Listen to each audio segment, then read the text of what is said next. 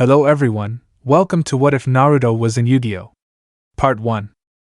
Before we start, please go support marioiale for writing that awesome fanfic. This is the translated version I made. There will be some mistake in character's gender, but of course Naruto is a male. Chapter 1. It was all over. Kaguya was finally defeated and the Jubi was sealed once again, and the world is finally at peace, so everything should be going swimmingly for Naruto and the rest of Team 7, right? Wrong. Turns out Sasuke decided to be a traitorous little hitch and declare revolution by announcing that he will kill the current Kages and name himself king of all elemental nations, with the pink-haired Banshee agreeing with him, thus inflating his ego again. Naruto, being the only person with any sense besides Kakashi and Hagoromo Otsutsuki, better known as the Sage of Six Paths and father of all ninjutsu, and the creator of the Bijou, watched the fool go on and on about how he will use the Bijou to destroy all nations and create his own utopia upon their ashes. While this was going on, Naruto had sealed all 9 Bijou into himself because for the blonde it would be a huge shot in hell if he let Sasuke control the Bijou for his own selfish reasons.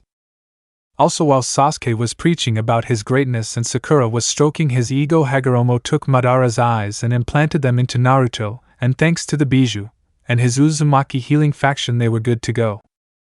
When Sasuke finished ranting, he looked around for the Bijou and became confused to see that they were gone. "Where are they?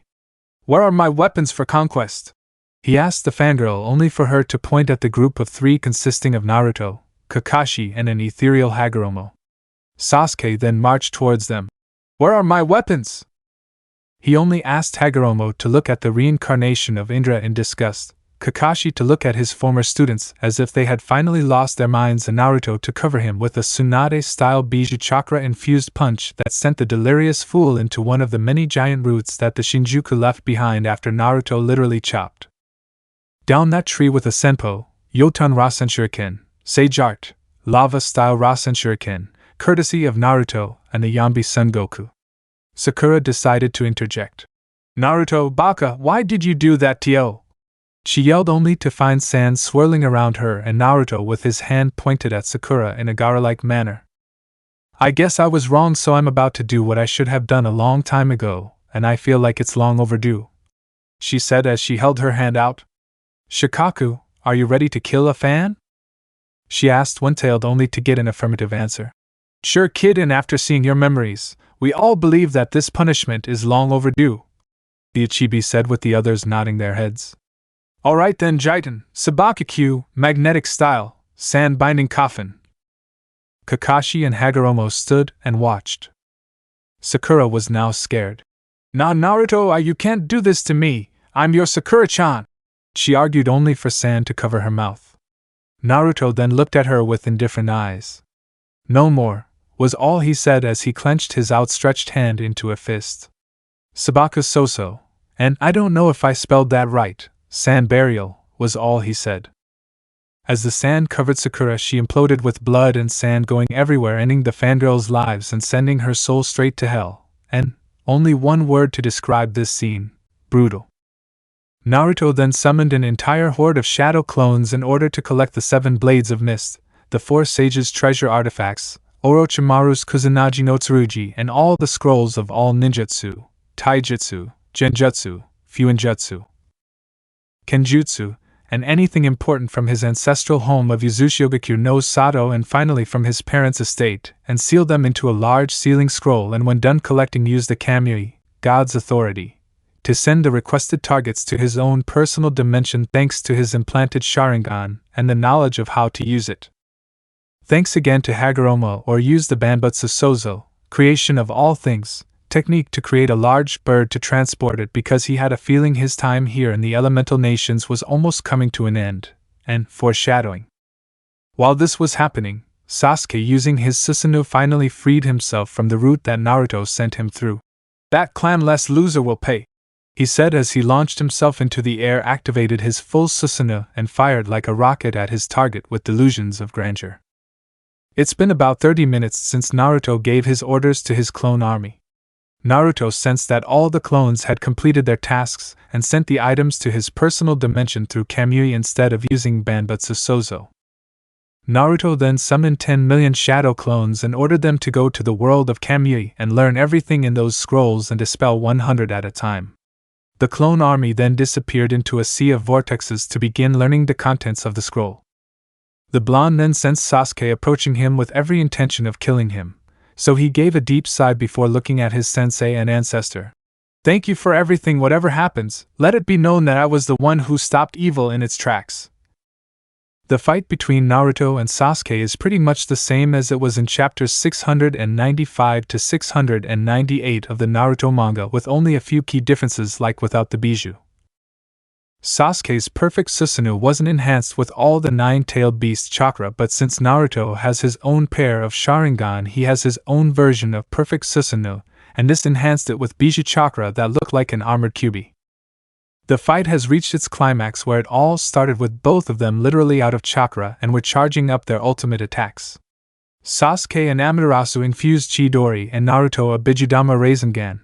The two attacks collided and created an explosion that destroyed the Valley of the End.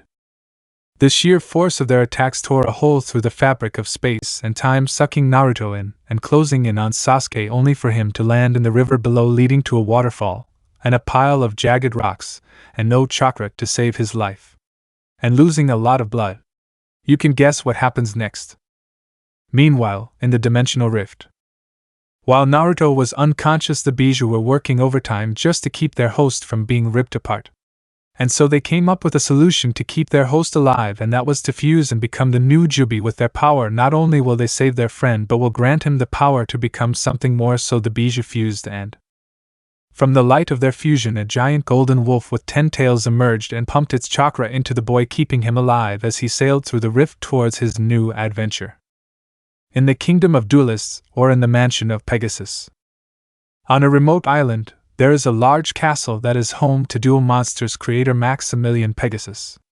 The man was looking at a painting of his late wife Cecilia, who died of an illness at the age of 17, just after they were married. As he sat in front of the painting of his beloved, Pegasus saw a white flash outside the window and went to investigate the unusual phenomenon.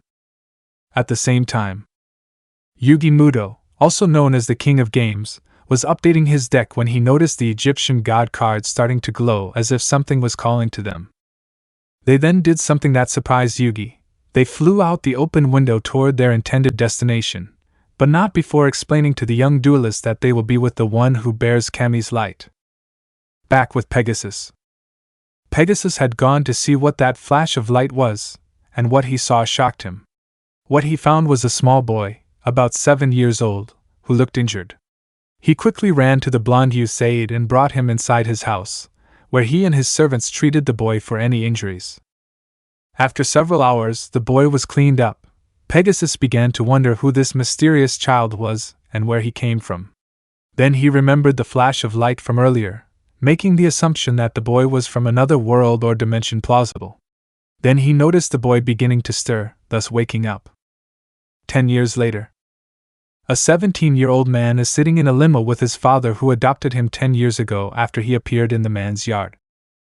Naruto was going through his deck making sure everything was in order, plus he liked the interaction he was having with the dual spirits, especially his favorite red-armored female samurai, who made it clear that if any other girls wanted a chance with him, they should prove themselves. Then there were the interactions with the god cards that belonged to his god brother Yugi, who was okay with him having the cards for now. Then there was his godfather Seto Kaiba, who had challenged him to several duels which were either wins or draws. Then through Yugi he met Joey Wheeler, the third strongest duelist, and his sister Serenity Wheeler, who had grown close to the young blonde girl, and they then started seeing each other. His thoughts were interrupted when he heard his father call his name. "Now son, are you ready to conquer the dueling world?" he asked as he finished reading his comic. "Hi Tusan, although it sucks that I had to leave my original deck at home, but I guess it was for the best," he said as he put the finishing touches on his deck. Pegasus sighed at this son's comment. "I know you wanted to use the mallet, but it's not finished yet. I still have a lot of work to do before it's complete," he said to his son, who knew very well that it was his father who was telling the truth. Naruto nodded to his father in agreement with what he said. "Okay father, and besides, this deck is all I need for exams and the academy," he said proudly, feeling the pride of his deck. The car stopped, and Naruto got out and went to the registration desk to have his decks checked for any banned or illegal cards, but when they saw the cards he said that his father created the deck as a prototype, and he was testing the deck to see if the cards would work too. When asked about the god cards he told them that Yugi Muto gave him the cards and that his godfather Sito allowed him to use the cards. After registering, he headed to the dueling stadium. When he entered, he saw a British boy finishing his duel. When he won, he bowed and left the stadium. Naruto noticed a brown-haired girl with highlights in her hair. A blue-haired boy who was quite short for his age explained that there was only supposed to be one more duel after Bastion's duel. Okay, so who's the last duelist? The girl Naruto found out during the conversation is named Judai Yuki. Naruto approached them both. That's me, Naruto Pegasus. Nice to meet you, Lady Yuki. Naruto said as both the blue-haired boy named Cyrus and Judai looked like they were going to faint at that moment, and because they were in front of the heir of Maximilian Pegasus. Cyrus fainted and Judai had to lean on the railing. The intercom rang. Will Naruto Pegasus report to Duel Field 2? On the dueling field 2. Naruto, 4000. Juan, Instructor 4000. Okay, Requester, I'll get this started. I summon Giant Stone Soldier in defense mode, 1300/2000, and my turn. Naruto took out a card and smiled. Okay, I start by activating 2 spell cards Gateway of the 6th and 6 Samurai United.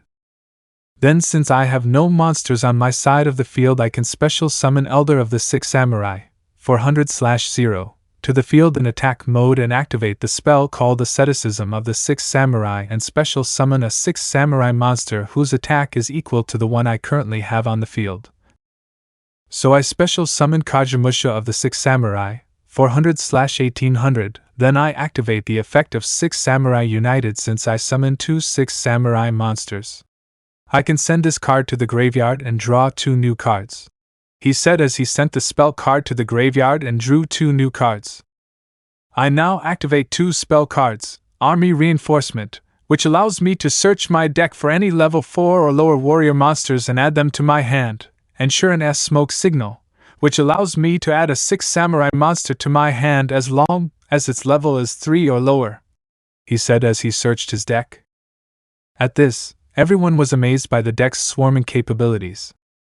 Now to continue, I special summon the legendary 6 Samurai Kazan, 1800/500, and normal summon the legendary 6 Samurai Kajiki, 200/2000, then I activate Gateway of the 6.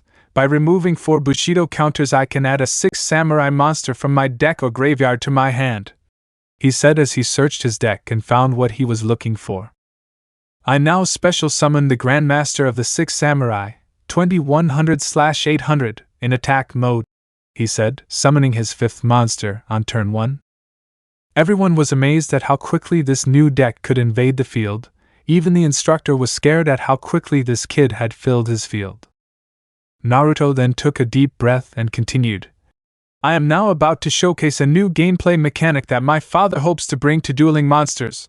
I now attune the level 2 Kagemusha of the 6 Samurai with my level 3 Elder of the 6 Samurai, he said as the 2 monsters leaped into the air. The Kagemusha spun into 2 green rings and surrounded the Elder of the 6 Samurai. May your sword be true and you will be strong like your sword. Synchro summoning! A burst of light appeared before him. Appear before me, the 6 legendary samurai Shuren, 2500/1400. Naruto roared as the gigantic pillar of light disappeared and was replaced by a warrior clad in red samurai armor and carrying a serrated katana. I think it's time to end this. Shuren attacked his giant stone soldier. He ordered his monster to attack.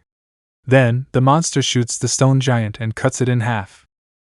I now activate Kazan's effect, which is that if there is another 6 samurai monster on my side of the field, it gains an additional 300 attack points, bringing it to 2100, which is enough to end the duel. Now Kazan, Grandmaster, attacks it directly. 2 monsters drew their swords and attacked the instructor. 4200 minus 4000 is equal to 0. Naruto, 4000 FDK. Jamie, Instructor 0. At this, everyone was surprised at how quickly the duel ended. Those who had different ideas were Judai, who wanted to duel the mustachioed blonde, Alexis, who was watching the duel attentively and wanted to meet the blonde, and Zane, who wanted to see if he was the opponent he was looking for. After that, Naruto walked to the station that delivered his jacket to the dorm he was assigned depending on his scores, but instead of picking up a blue obelisk jacket he picked up a slifer red one, saying that he wanted to prove that he truly deserved to wear the blue jacket and not have it handed to him on a silver platter. Shortly after, Jaden arrived and grabbed his red jacket, and when she saw him wearing red she smiled at the thought of sharing a room with the young blonde. A few days later he finds the group in a helicopter heading to a destination, Academy Island. Chapter 2. When everyone landed on the island, they were directed to a fairly spacious room with a large television screen. Naruto looked to his left and noticed Judai sleeping. He chuckled a little because despite his energetic nature, he can sleep through almost anything. He must be dreaming of a duel if he can sleep standing up, the blonde thought as he smiled in her direction. The television screen lit up, and a bald man in his 40s or 50s appeared on the screen. "Good morning and welcome to my students. I am Chancellor Shepard, the headmaster here, and you are the best and brightest young duelists in the world. Now settle into your assigned dormitories. I think you'll find them quite comfortable, depending on your ranking, of course." Shepard finished with a chuckle. After the lecture, Naruto woke Judai up so they wouldn't leave her behind. They then headed to the front of the school. Judai, Cyrus, and Bastion were hanging around the front of the school looking at the PDA, personal duel assistant. "So guys, looks like I'm at the Slifer Red dorm," Judai announced to his new friends. "Same with me," Cyrus said. "Looks like I'll be joining you guys in the Red dorm," Naruto said, getting a smile from Judai and Cyrus. "Hey Bastion-san, are you in Red too?" Judai asked. Bastion, being a bit clever, spoke in a mocking yet informative manner. "Well, let's see now, yellow sleeve, yellow buttons, I don't think so." Judai looked like he was realizing this for the first time. "Oh, that's how it works. That's why, Naruto, I'm in the red," Judai thought aloud, making the Pegasus air laugh. Bastion looked a little disturbed, and used to being around people like Judai. "Please don't tell me you noticed that," he stated. Before Judai had a chance to respond, Naruto interrupted her. "Relax, Bastion, she's new to this, and knowing her type, she'll adapt fairly quickly to the way the school system works," he said, receiving a nod from Bastion before leaving the group. Naruto then turned to Judai and Cyrus. "Okay, you two go to the dorm, and judging by the map, it should be." He then looks up and sees a rundown dorm that was painted red. At this, Naruto breaks into a sweat and wonders what Kaiba was thinking when he created this academy, but decided to leave it for now. The group of 3 arrived at the dorm to check it out. They then checked their living arrangements, and Cyrus was sharing a room with a student named Chumli, and Judai was sleeping with Naruto, which made her blush, but she got over it. After unpacking their belongings, the group of 3 decided to walk around the academy hall, where they stumbled upon the dueling arena where 3 obelisk blue students were socializing, who then noticed the 3 Slifer students. Glasses with a blue obelisk and a large obelisk built approached the group, telling them to leave, as this side of the academy was theirs. Judai told them they were just exploring the academy to see where everything was. He then noticed the 3rd obelisk student sitting in the stands and asked who he was. "His name is Chaz Princeton, the number 1 student at Duel Academy Preschool, so you should show him some respect," the bespectacled student told Judai. "Yes, he's going to be the next king of the games," said the oldest student. Judai then mocked. "There's no way he's going to be the next king of the games, because that's what I'm going to be," he said with a confident smile. Naruto then cleared his throat to get her attention. "Actually, Judai-chan, you'd be the queen of the games, but I'll try for the title of king of the games, so we can be the royal couple," he said with an award-winning smile and blush. The 2 obelisk blues then laughed at them. "You guys are a pair of Slifer slackers like yourselves.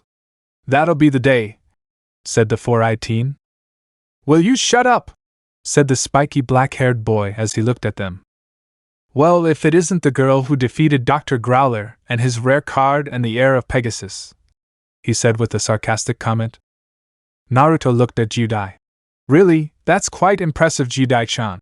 He praised her, making her smile. Chaz then smiled. I wouldn't call it impressive, I'd say it was a fluke, so why don't we find out? He said, trying to irritate the brunette. Bring it, Judai said as the two looked at each other.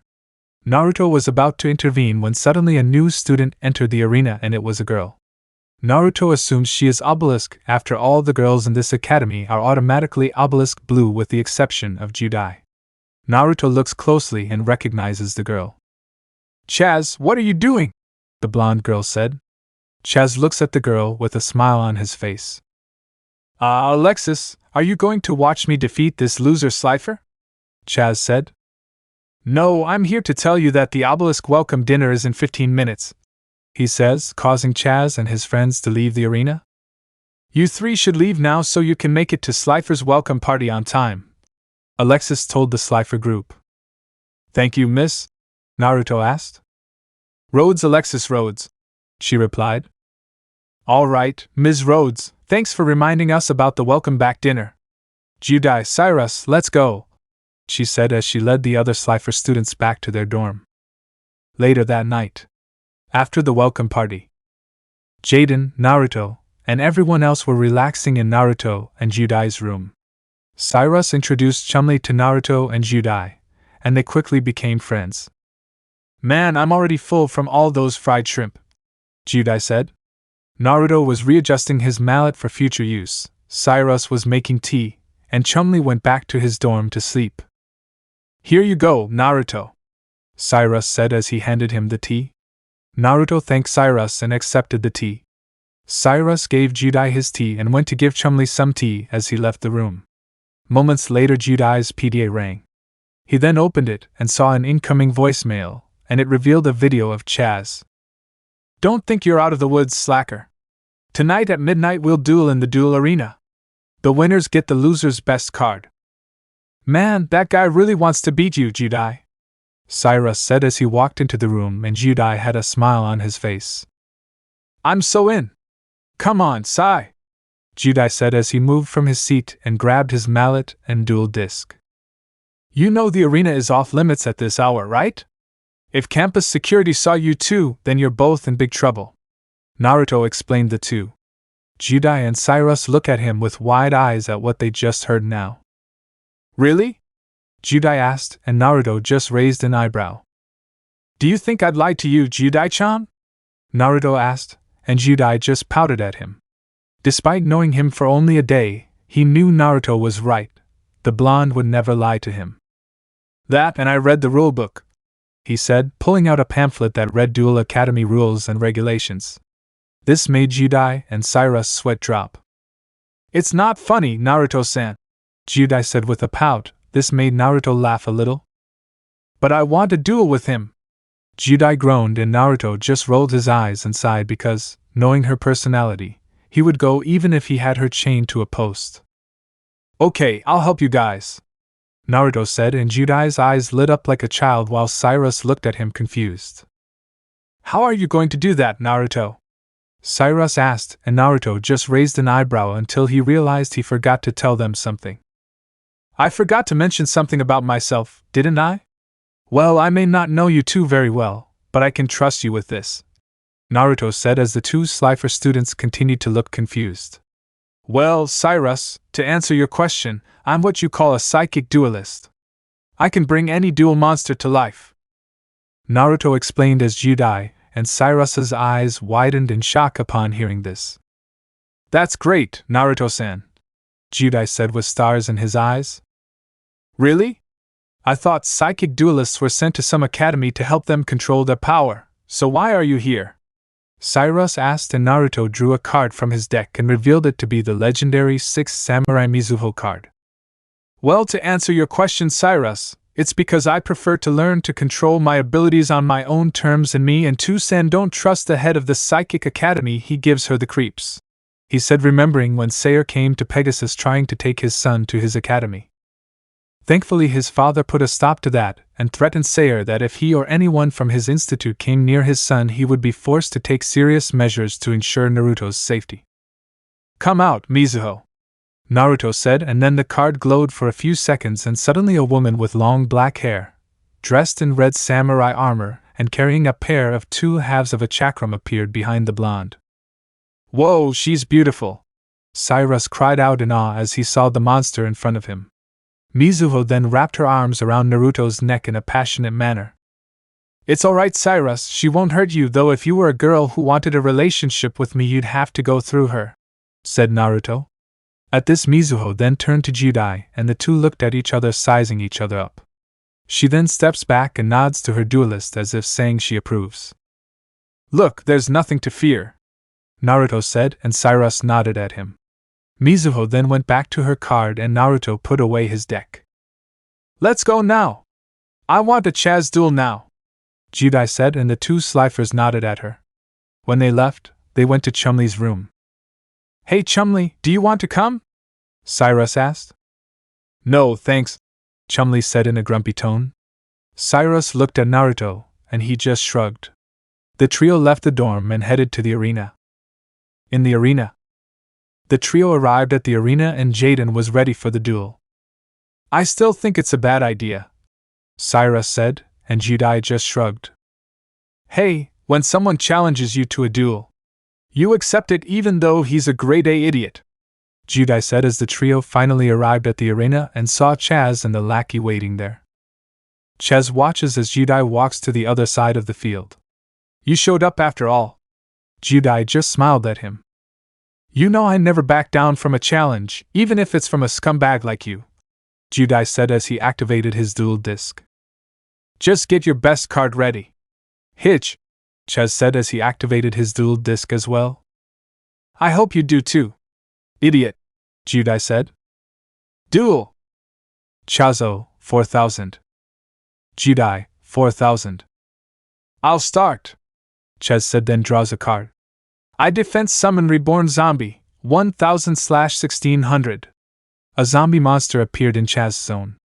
"Then I set a face-down card and end my turn," Chaz said with a smile. "Make your move, lazy hitch."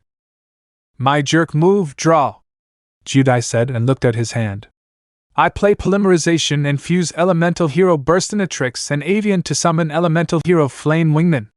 2100/1200. Judai said, and Flame Wingman appeared on the field. Chaz has a smile on his face. "I activated the Thonian Polymer Trap card," Chaz said as he revealed his trap card, causing Naruto's eyes to widen in shock. "Oh shit," Naruto said, and Cyrus looks at him confused. "What's wrong, Naruto? What does that card do?" Cyrus asked. Naruto was about to answer when suddenly another voice interrupted them. "I knew I heard something suspicious," a voice said, and two turned around to see Alexis approaching them. "Why are you fighting at this hour?" Alexis asked, and Naruto just pointed his thumb at Chaz. "That ego head wanted to challenge Judai, and she accepted the duel," Naruto explained while looking at Alexis. "What's wrong with that card anyway?" Cyrus asked. "That trap card allows the user to gain control of the opponent's fusion monster by tributing a monster of their own," Naruto explained, and Cyrus's eyes widened in shock. "That means dash." "Yeah, big trouble for Judai," Naruto said as he watched the battle. The monster Chaz was gone and Flame Wingman switched to Chaz's side with a demonic look on his face. "Well, I summon elemental hero Clayman, 800/2000, in defense mode and end my turn," Judai said as a large warrior appeared on his side of the field.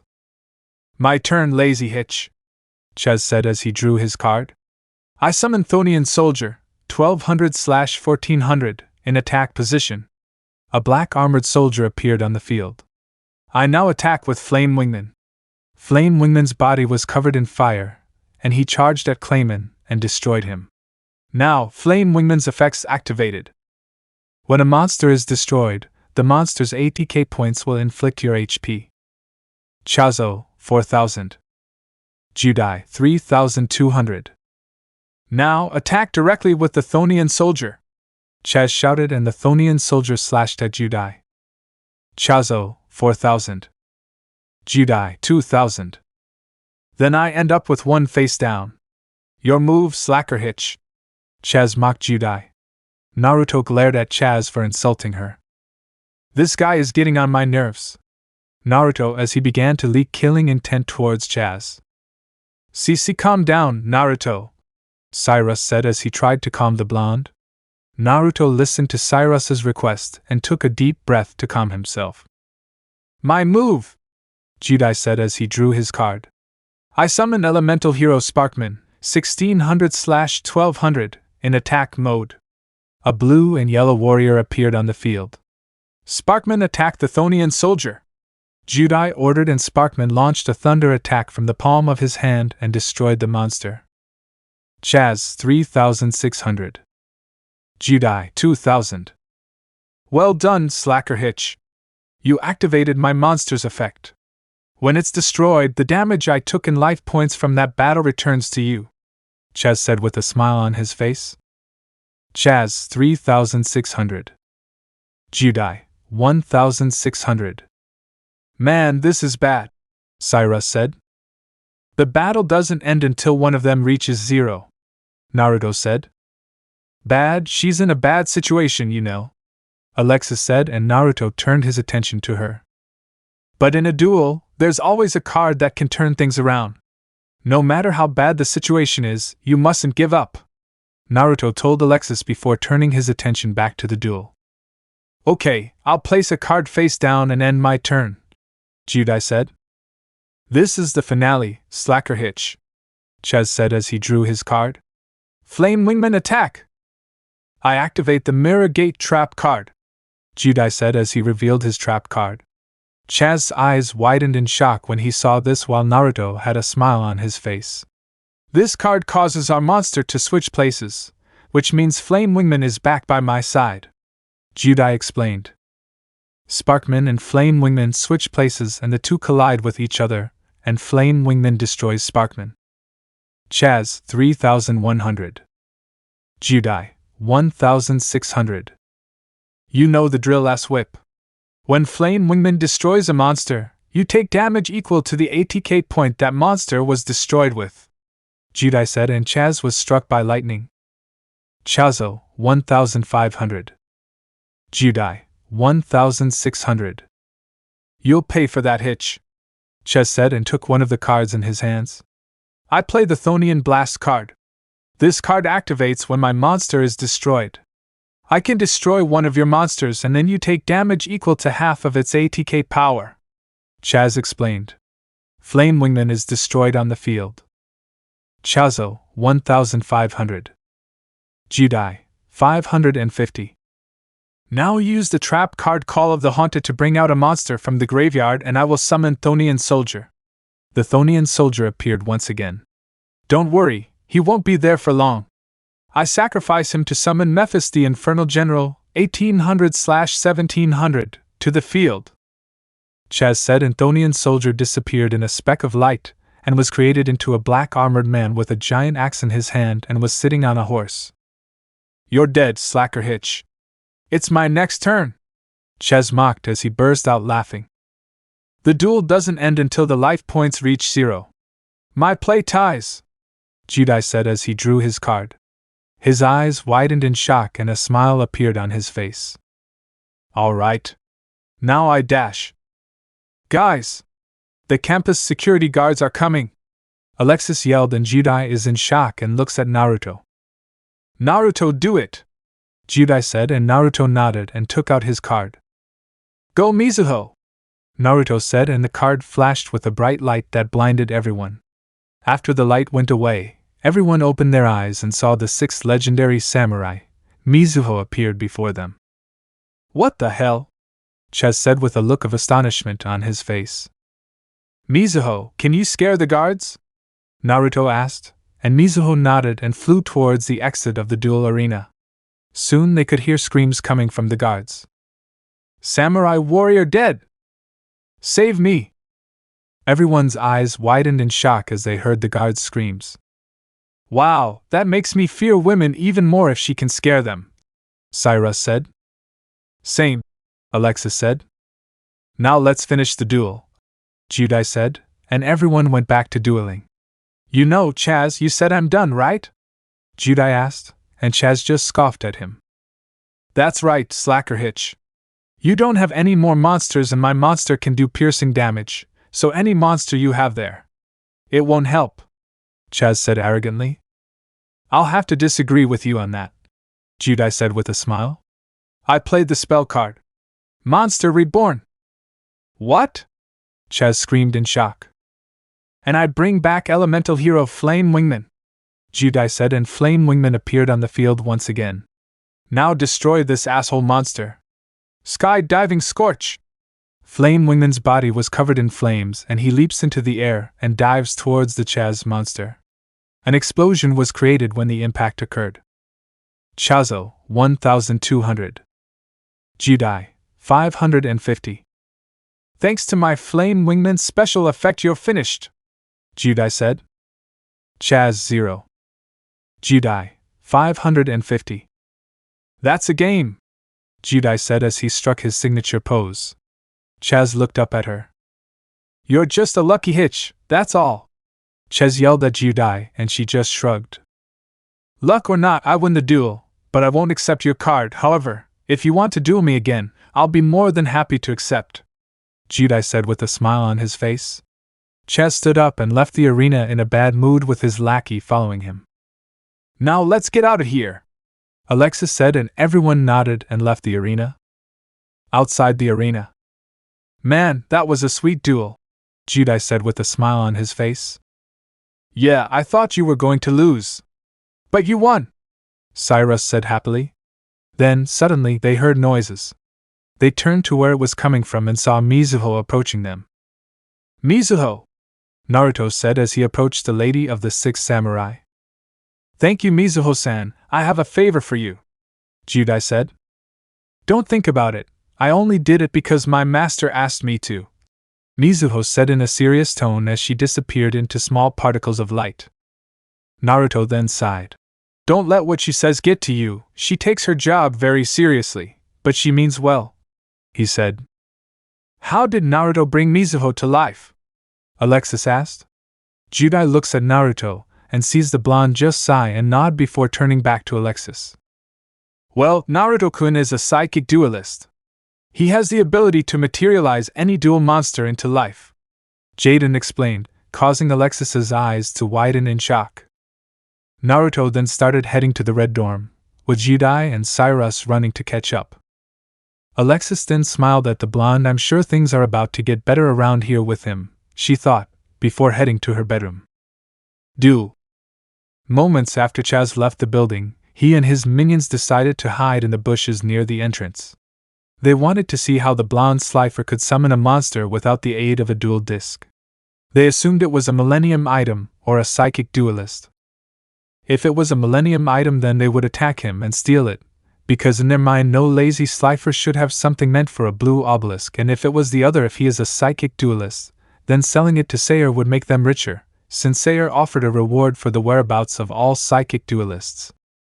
While waiting, the three felt an ominous presence coming from behind them. They turned around and were greeted by a woman wearing red samurai armor, long black hair, and a chakram on her back. You are planning to hurt my master. I will not tolerate that, he said as his eyes changed from red to red with 3 volumes. Tsukuyami. After a second passed, the 3 obelisks fainted without even a scream. Mizuho looked at them with an intense gaze, which intensified even further when her eyes changed back to a metallic purple with ring-like ripples around a single black pupil. As long as I am your human path, no one will threaten my master's safety, was all she said before joining her master. Wow, who didn't see that coming? Makes you wonder who else is on her path if Mizuho is her human path. Chapter 3. It's been a week since that duel with Judai and Chaz. During that time, Naruto helped Judai learn how to control his ability to summon dual spirits, since it had a connection to the Winged Kuriboh card. The two bonded over the week and formed a strong friendship, but they knew that since Mizuho approved of Judai being in a relationship with the blonde, he decided to take it slow before moving into an actual relationship. Now Naruto, Judai, and their friends were in class with Growler as their teacher for once, and Alexis had just answered Growler's question about the different types of cards. Well done, Alexis. I should expect nothing less from Obelisk Blue's top student, Growler praised Alexis. It wasn't really that hard, Alexis said before taking a seat. Growler looked around for the next question. He looked at the Slifer section and saw something that really irritated him. He saw Judai sleeping on Naruto's shoulder while he was focused on his deck. Naruto Pegasus! Growler yelled, causing Judai to wake up and Naruto to turn his attention towards the transvestite in his opinion. Yes, Fukusotosa Kasha Crossdresser? He asked as he looked at Growler and saw him looking at him, and the students laughed at the new blonde version of the teacher's appearance. Well, since you weren't paying attention in class, please explain what a field spell is, Growler asked, hoping the blonde was either mistaken or misunderstood. That's it, sure, no problem, Naruto said as he stood up. A field spell obviously affects the dueling field. There are many different types of field spell cards like Yami, which increases the attack and defense power of demon and spellcaster-based monsters by 200 while decreasing fairy-type monsters by 200. My personal favorite is Temple of the Six, where only 6 samurai monsters benefit, because every time a 6 samurai monster is normal or special summoned, a Bushido counter is added to it, and for every Bushido counter the opponent's monsters lose 100 attack points. Naruto finished with a smile on his face. Everyone in the class looked at him as he explained field spells. Nothing the air of industrial illusions can't handle. You know, Growler, asking the son of the man who created the game about the cards themselves is pointless and also speaks to your dueling skills, predictable and third-rate, he said with a fox-like grin. This made everyone laugh while Growler seethed with hatred towards the blonde. I'll make sure you get expelled. I don't care if you're the heir of Pegasus, I'll have you expelled if it's the last thing I do in this academy, Growler mentally screamed, vowing to get revenge on the blonde for humiliating him in front of his class. Lunch break. Now we find Naruto along with Judai and Cyrus having lunch under a tree while Mizuho and Winged Kuribo were socializing with each other, or rather Mizuho was protecting her teacher, while ignoring the little winged puffball as she would describe Judai's dueling spirit. That was definitely the craziest thing you've ever done, Naruto-san, after all that bringing monsters to life, Cyrus said to Naruto as he took a sip of his iced coffee. Well, it's obvious that he was bothering the Slifers, and one of the things I hate is bullies, and Dr. Growler is not only a bully, but a person who has favoritism towards those in blue while having animosity towards everyone else. Naruto while taking a bite of his ramen sandwich, and old addictions never die. I agree with you, Naruto-kun, we shouldn't underestimate the Reds, but I think Growler will get revenge on you, Judai said worriedly. Let him try and we'll see who laughs last, and besides I wasn't called the prankster king of hell just because of my good looks. Naruto snorted as he proceeded to eat his food. After they finished eating and the bell rang, they quickly run to their next class since the one teaching was the Super Hexy Fonda Fountain. Time Force. It was gym class and Naruto couldn't believe he forgot his weights, something he always used when he worked out, and I do this too. It helps build stamina and endurance. As he headed to the locker room, he noticed his locker open and Cyrus holding a letter. He quietly tiptoed over to the small boy. When he was close enough, he quickly grabbed it, thus surprising the shorter Slifer. Hey! I was just reading that! Cyrus complained.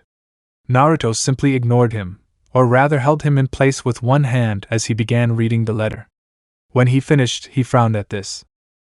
Dude, this letter is fake, Naruto said, and Cyrus looked at him confused. What does it mean? It's a love letter for you and it was written by Alexis Rhodes, Cyrus said, and Naruto just frowned.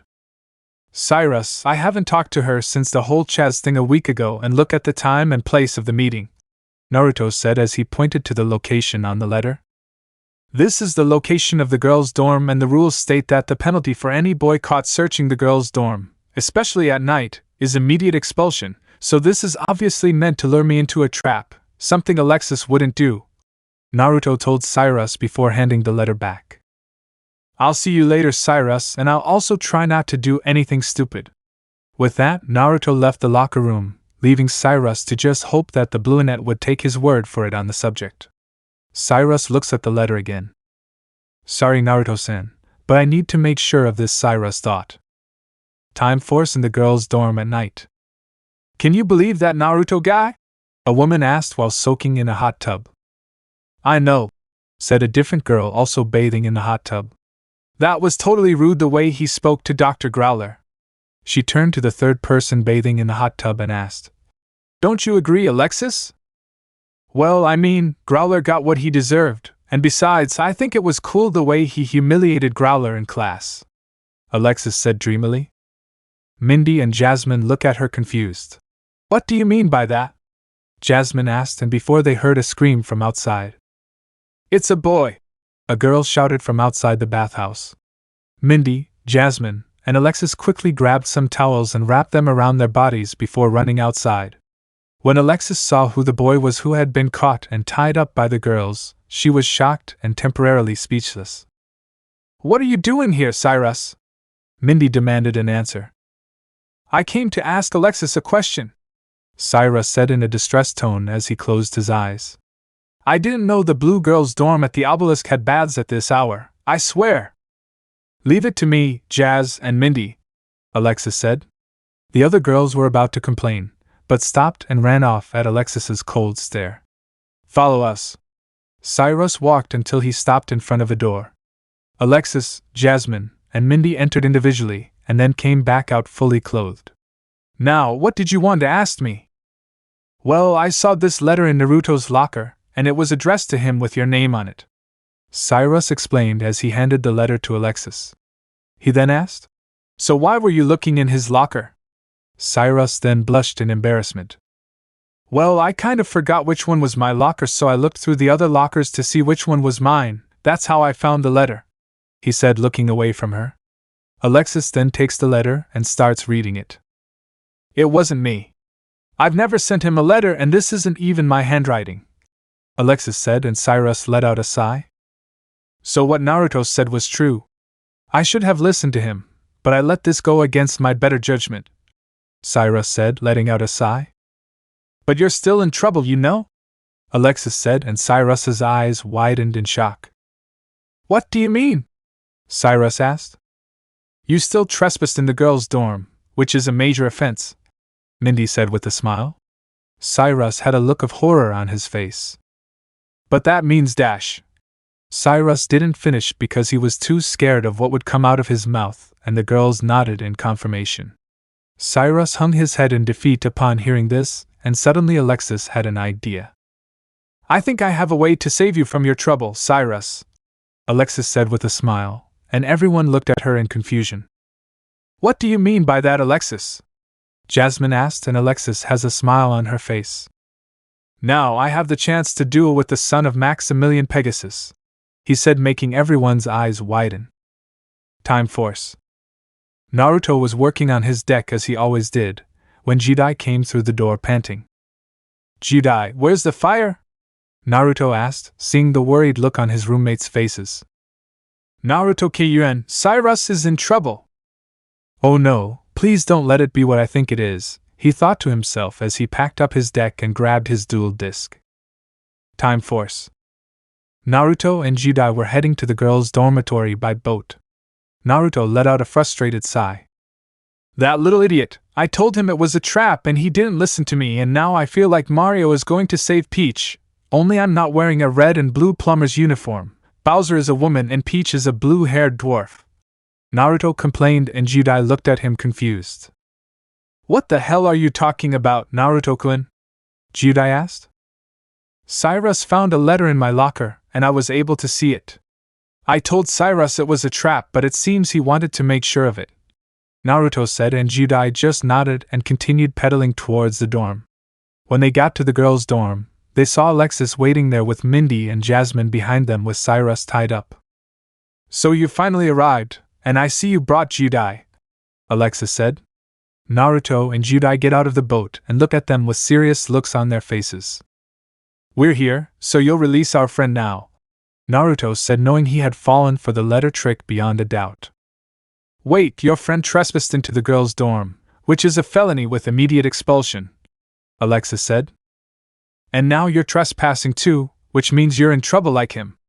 If you don't want us to rat you out, you'd better listen to Alexis, Jasmine said, and Naruto just sent a glare at the girl that made her flinch a little at that look.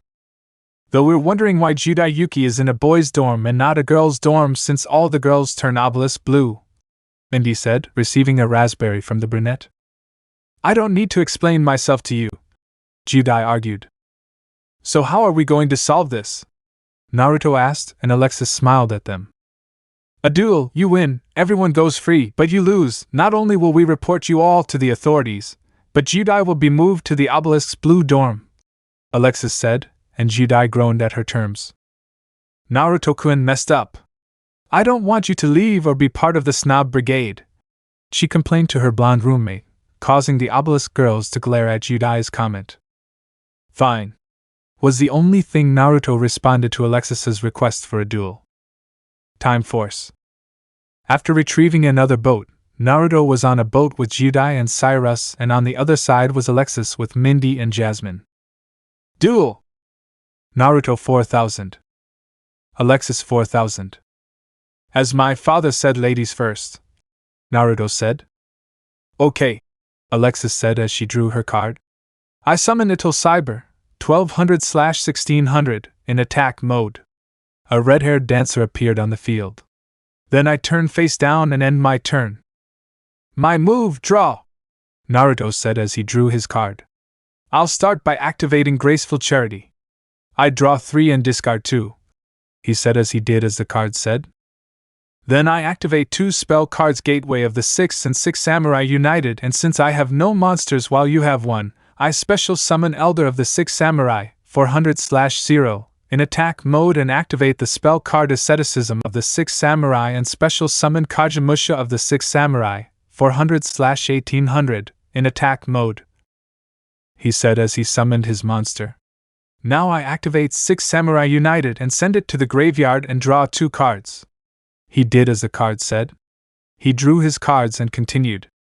Now I special summon Grandmaster of the 6 Samurai, 2100/800, in attack mode and then activate Monster Reborn, he said. Alexis was confused.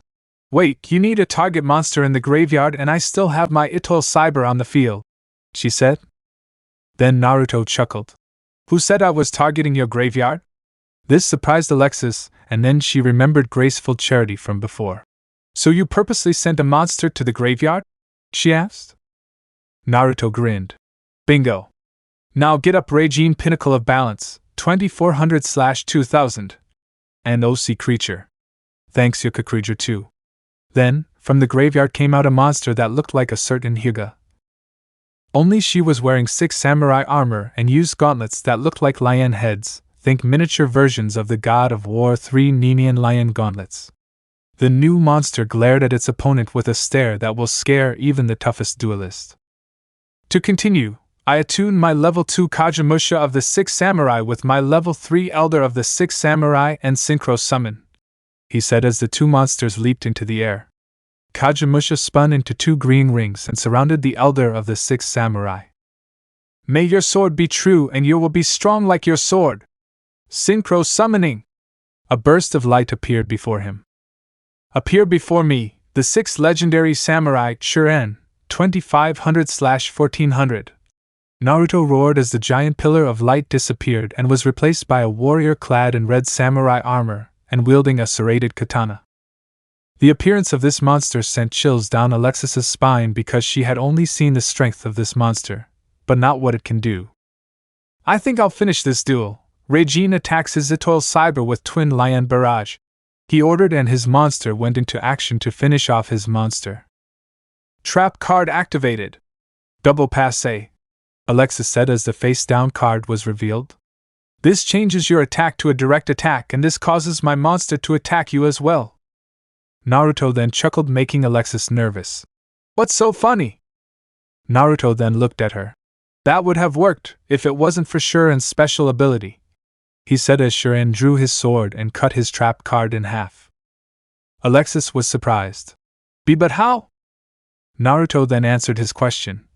Shuren's special ability allows him to negate the activation of any spell/trap cards and destroy them, so like I said, it could have worked, but with Shuren on the field, your plan went down the drain, he said as his monster continued its assault, thus destroying his monster. Naruto 4000. Alexis 2800. And don't forget that my other monsters, Grandmaster Sharigan, are attacking her directly. He ordered his monsters to attack the now defenseless blonde. The two warrior monsters drew their swords and charged at Alexis. 2500 plus 2100 equals 4600 minus 2800 is equal to minus 1800. Naruto 4000, winner by FTK. Alexis 0. Alexis fell to her knees in frustration at her defeat. What just happened? Jasmine asked, not believing that Alexis lost to a slifer of all things. And that's games? He yelled at her as Judai stole his catchphrase. Unbeknownst to everyone, someone was watching the duel from the water. It was Growler, wearing a black underwater suit. He watched the entire duel and couldn't help but glance at Naruto, who had a smile on his face as he tried to calm Judai before capsizing the boat. Next time, I'll make sure you get expelled, lazy bum, Growler thought as he started thinking of a plan again. As soon as I get a trip move, Growler told himself before diving down and leaving the scene before he too was discovered. Time Force. I lost. So as we promised, I won't tell anyone and I won't demand that Judai be transferred to Obelisk, Alexis said. Cyrus cheered, and the three slifers hugged each other. If you asked me, we should hand over the children anyway and move Judai to Obelisk immediately, Jasmine snapped. Nobody asked you, Jazz, Alexis snapped, making the brunette flinch at her friend's reaction. I lost to Naruto fairly, so I must honor my part in this duel, so neither I nor you two will speak a word of this, he said as he looked at his two friends. Naruto cleared his throat, getting her attention. It was a good duel, Alexis, but with the cards you currently have, beating this deck will be difficult, he said, receiving a look from said girl. But I think my 2-sen might have some cards that can benefit your deck, so I'll call him and ask him to send those cards, he said, receiving a surprised look from everyone. Would you really do that? She asked, not believing his words. Naruto chuckled. Alexis, I'm a man of my word, so I'll have those cards here in 3 days by mail. Also, my dad wants to try out a new hero deck, so Judai-chan here will be the perfect user for said deck, he said as both Alexis and Judai looked at him with stars in their eyes at the thought of having those new cards. 1. Well, it's getting late, Judai. Cyrus, let's go, said Naruto as both Judai and Cyrus nodded and started rowing. 1. Mindy and Jasmine stared at Alexis, who watched the slifers paddle back to their side of the lake. Even if I don't win, I won't hand it over because it's more interesting here than anywhere else, Alexis thought. Mindy and Jasmine looked at Alexis with strange expressions on their faces. Have I never seen her like this before? I wonder, has she fallen in love with that blonde slifer? Jasmine thought. Naruto and the gang returned to the slifer dorm. Mizuho went to the Obelisk Blue dorm to confront the one who tried to expel her teacher. She arrived at the dorm and found Alexis and her friends walking back to their dorms. You're trying to hurt my master, now I'll hurt you, she said as she drew her swords and charged at Alexis, ready to end her life. Her swords then pierced through her target, which surprised her. So he tried again. And again. And again. She then gave up, throwing her weapons to the ground in a fit of rage. Damn, I hate that I can't avenge master, she pouted as tears threatened to cascade down her spine. Winged Kuribo then appeared beside her and placed one of his clawed paws on her shoulder as a comforting gesture. She looked up and saw the little winged puffball comforting her. Mizuho gave him a soft smile. Thanks, Puffball, she said. New card. Reijin Pinnacle of Balance. LV6. Warrior/Effect. ATK, 2400. Def, 2000. Effect. While this card is face up on the field or in the graveyard, its name is treated as 6 Samurai. When this card is attacked by a monster with a higher attack than this card, increase this monster's attack by 100 times the attacking monster's star level. When this monster attacks, you can choose to negate damage to your opponent's life points, and instead remove a card in their hand from play. Monsters destroyed while this effect is active are still destroyed. If this card attacks your opponent directly, the damage dealt by this card is halved. Chapter 4. It's been 2 months since Naruto entered Duel Academy, and a lot has happened in a short amount of time. Judai had beaten Chaz in an unofficial duel. Naruto had beaten Alexis to save him and Cyrus from being expelled and Judai from moving into the obelisk dorm. In Naruto's opinion, everything was pretty good except for waking up in the morning only to find Judai sleeping next to him ever since the girls' dorm incident. Because of that, he'd figured out that she likes to sleep in nothing but her panties, so every morning we always got a good look at her perky C-cup breasts, and we'd occasionally get nosebleeds whenever she turned over and they moved. Okay, maybe that wouldn't be so bad if it wasn't for the fact that she had to take a cold shower every morning. Damn hormones. Another thing that changed was Alexis's interaction with Naruto and his group of friends. Apparently, after her defeat at his hands, she had taken an interest in the blonde Slifer and wanted to get closer to the male blonde, which made a lot of people, mostly men, jealous, especially both Mizuho and Judai. Another thing that made everyone jealous was that both Alexis and Judai received new cards. Alexis got new support cards for her Cyber Girl deck and Judai got a new set of elemental heroes. Growler has also been trying to get the blonde into trouble on many occasions, mainly in class, but all attempts have failed due to the ever-faithful Mizuho-chan and her duty to protect her master and even help him in his pranks. Although Kaiba had told her to keep her pranks to a minimum, that it was one prank a day. It was now the night before the promotion exams, and both Naruto and Judai were excited to be promoted, hopefully to Ra's yellow dorm. As the two studied for their exams tomorrow, Cyrus came in and asked if he could join their study session. The two agreed, and the blue-haired man came in and began studying with his fellow Slifers. Several hours later, it was midnight and Cyrus had already gone to bed. Judai was already asleep in her bunk, though that would change overnight. Naruto was still conversing with his dual spirits, specifically the god cards. When he first got them, they explained that they appear before him to serve as his guide and that they will return to their pharaoh once they have completed their task with him, though 2 of the 3 wanted to stay with him, mainly Slifer and Ra, who to his surprise were female. Being around those 2, he had learned that Slifer was a Dandara and would only talk to her wielders and her brothers, but never to anyone else. From Ra, he had learned that she was a Kadir who always kept her front cold and emotionless, but she lets her guard down, showing that she was a caring person and always made sure her brothers didn't get into trouble.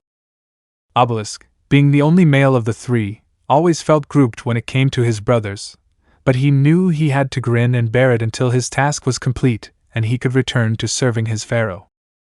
The 3 god monsters were talking to their temporary master in their human forms. Obelisk looked like Kisame Hashigaki, only more muscular, and had a crest on his head with a ruby in the center. He had large spiked shoulder guards, forearm guards with a spike protruding from the elbow, shuriken-like knee pads and glowing guards. He also had large wings on his back. To Slifer. God conversion, Slifer by G1D4N. For Ra. God card conversion, Ra by G1D4N. And yeah, I'm being lazy, but come on, describing what they look like is a pain. Naruto-kun, when are we going to go out to play? Slifer moaned in his human form. Slifer Ne-chan, don't bother the master, he'll use us when he needs to. Ra argued. Will you two be quiet? I can't hear myself think, Obelisk said, only to feel a sense of dread creeping over him. He slowly looked bad and saw a dark aura coming from his 2 sisters. What was that?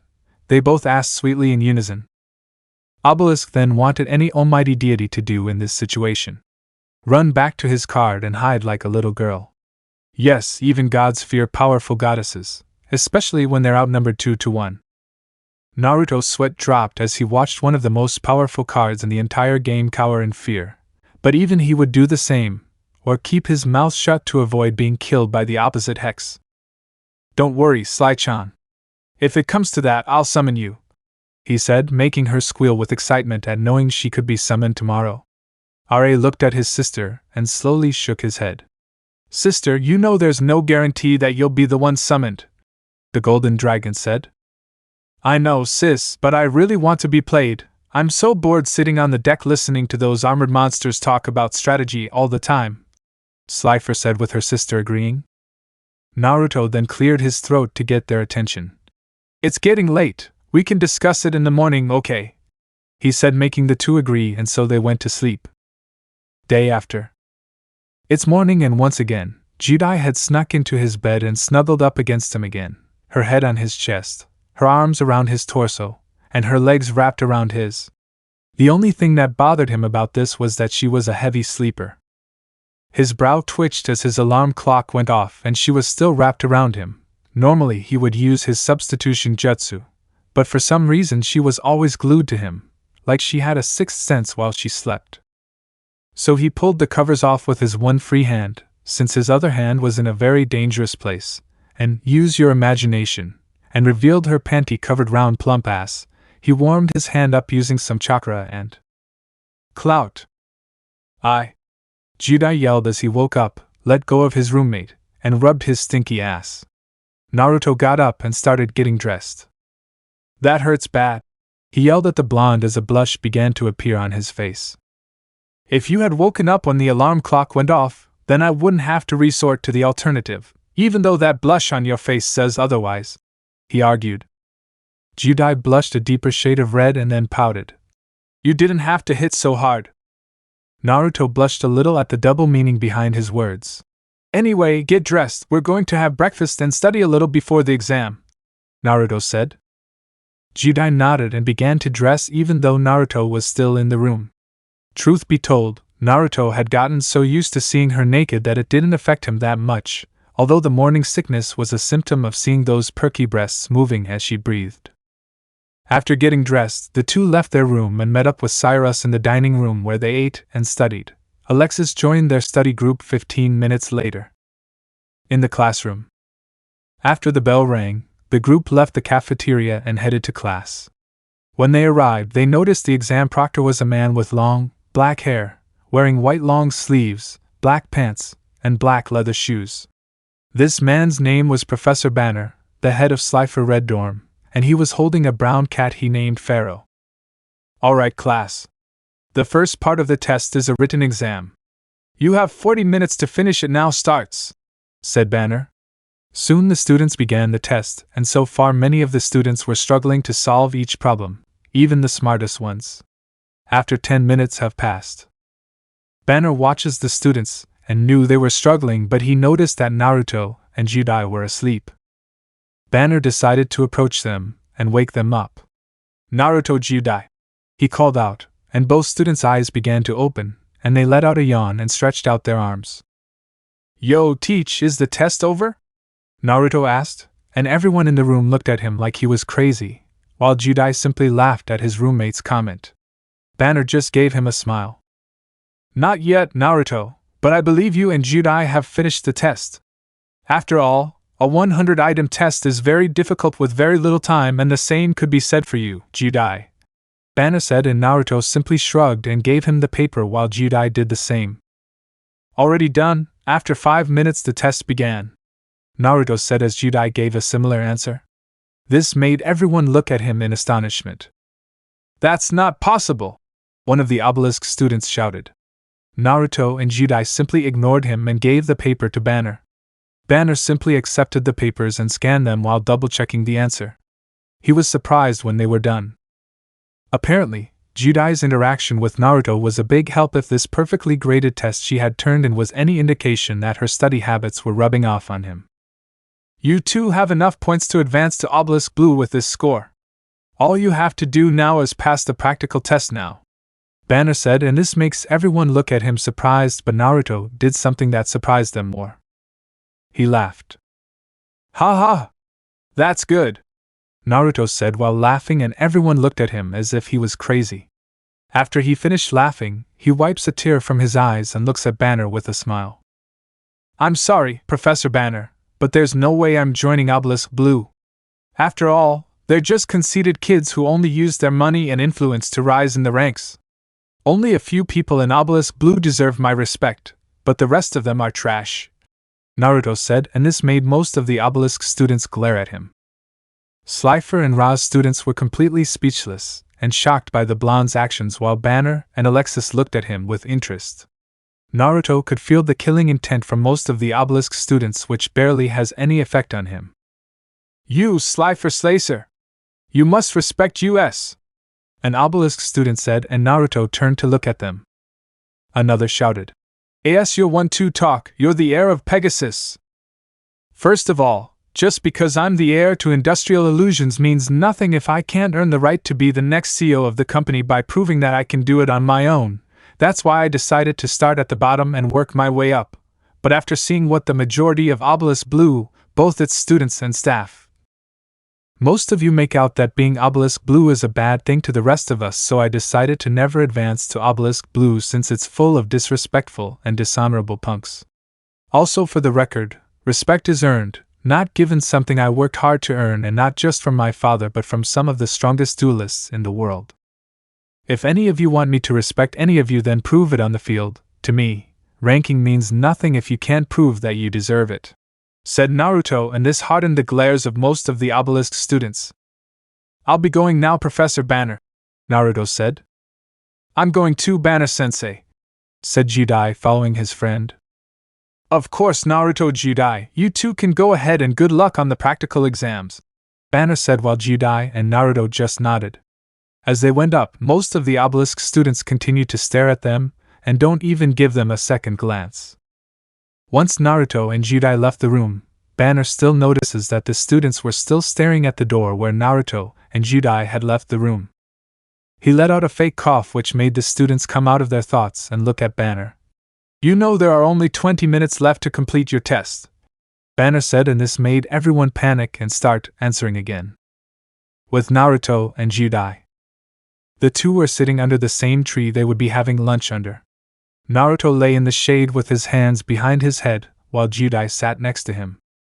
"You know, all the Obelisk Blue students are going to try to knock you off your feet on the practical part of this exam," Judai said worriedly.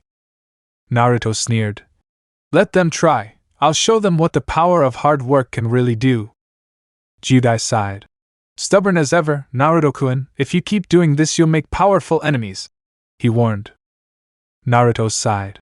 "It wouldn't be the first time. I've made a few enemies before coming here, mostly ones I dueled in tournaments claiming I cheated, back when I was testing out a mere prototype deck for Tucson. In fact, the prototype deck I used for those tournaments were the cards I gave you and Alexis. So you two now have tournament-ready decks," he said as he sat down and smiled. Judai then pouted. "Naruto-kun, I'm serious if something were to happen to you," she said, but stopped when Naruto gently caressed her cheek, making her blush. Naruto smiled. "Don't worry, nothing's going to happen to me, I promise." Judai then placed her hand over his. "That's not fair, Naruto-kun," she said with a pout. Naruto chuckled. "I've never been one to play fair when it comes to these things," he said, removing his hand from her cheek. "Anyway, I've always had the odds stacked against me, and I've always come out on top because my stubbornness always overcame my caution," he said, standing up. Judai looked at him and sighed. "It's okay, Naruto-kun, just know that I'll be by your side no matter what you decide to do," he said, standing up. Naruto then turned to her. What?" he asked. Judai then walked up to him and placed her hands on his chest. "You heard me, I will always be by your side whatever you decide to do because I have always admired your tenacity, your unbreakable will and determination to see things through to the end. I guess those are some of the qualities that drew me to you, and now I know this feeling in my heart," she said, looking down, then looked into his blue eyes. "Naruto-kun, I love you," she confessed. Naruto couldn't believe what he was hearing. Judai had confessed to him. The blonde's mind was racing, trying to process what he had just heard. Then Judai did something that took him by surprise. She stood on her tiptoes and kissed him on the lips. Her eyes widened, then slowly closed, and he wrapped his arms around her and hugged her, pulling her closer and deepening the kiss. The two stayed like that for about 5 minutes, until the need for air took over and the two broke away from their kiss. "Wow, just wow," Naruto said as he looked into Judai's hazel eyes. "Now you have a reason to keep your word, Naruto-kun," he said in a soft tone. Naruto smiled, then frowned and looked away. "Judai-chan, there's something he was saying, before being interrupted. "I know about your relationship with Serenity Wheeler, and I don't mind as long as I get to spend time with you, plus I'm bisexual, so adding another one would be an amazing threesome," he said in a cheerful tone. Naruto's eyes were wide and his jaw dropped, but in his mind we were celebrating, and Mizuho, hiding in the trees, was blushing a crimson as deep as the scales of Slifer, the sky dragon. Naruto recovered and smiled. He was about to say something, but then he heard Chancellor Shepard say, "All students, please report to the proving grounds for the practical portion of the promotion exams." "Well, it's us, Naruto, and I hope you win your duel," Judai said as he walked away, leaving Naruto to sigh to himself and follow his example. Little did they know that someone else was watching them, and with a camera. Time Force. Naruto and Judai finally arrived at the arena and looked around and saw that the place was packed. He then saw Cyrus and others and signaled for Judai to follow him. They quickly approached them. "Hey guys!" Naruto said happily to the others.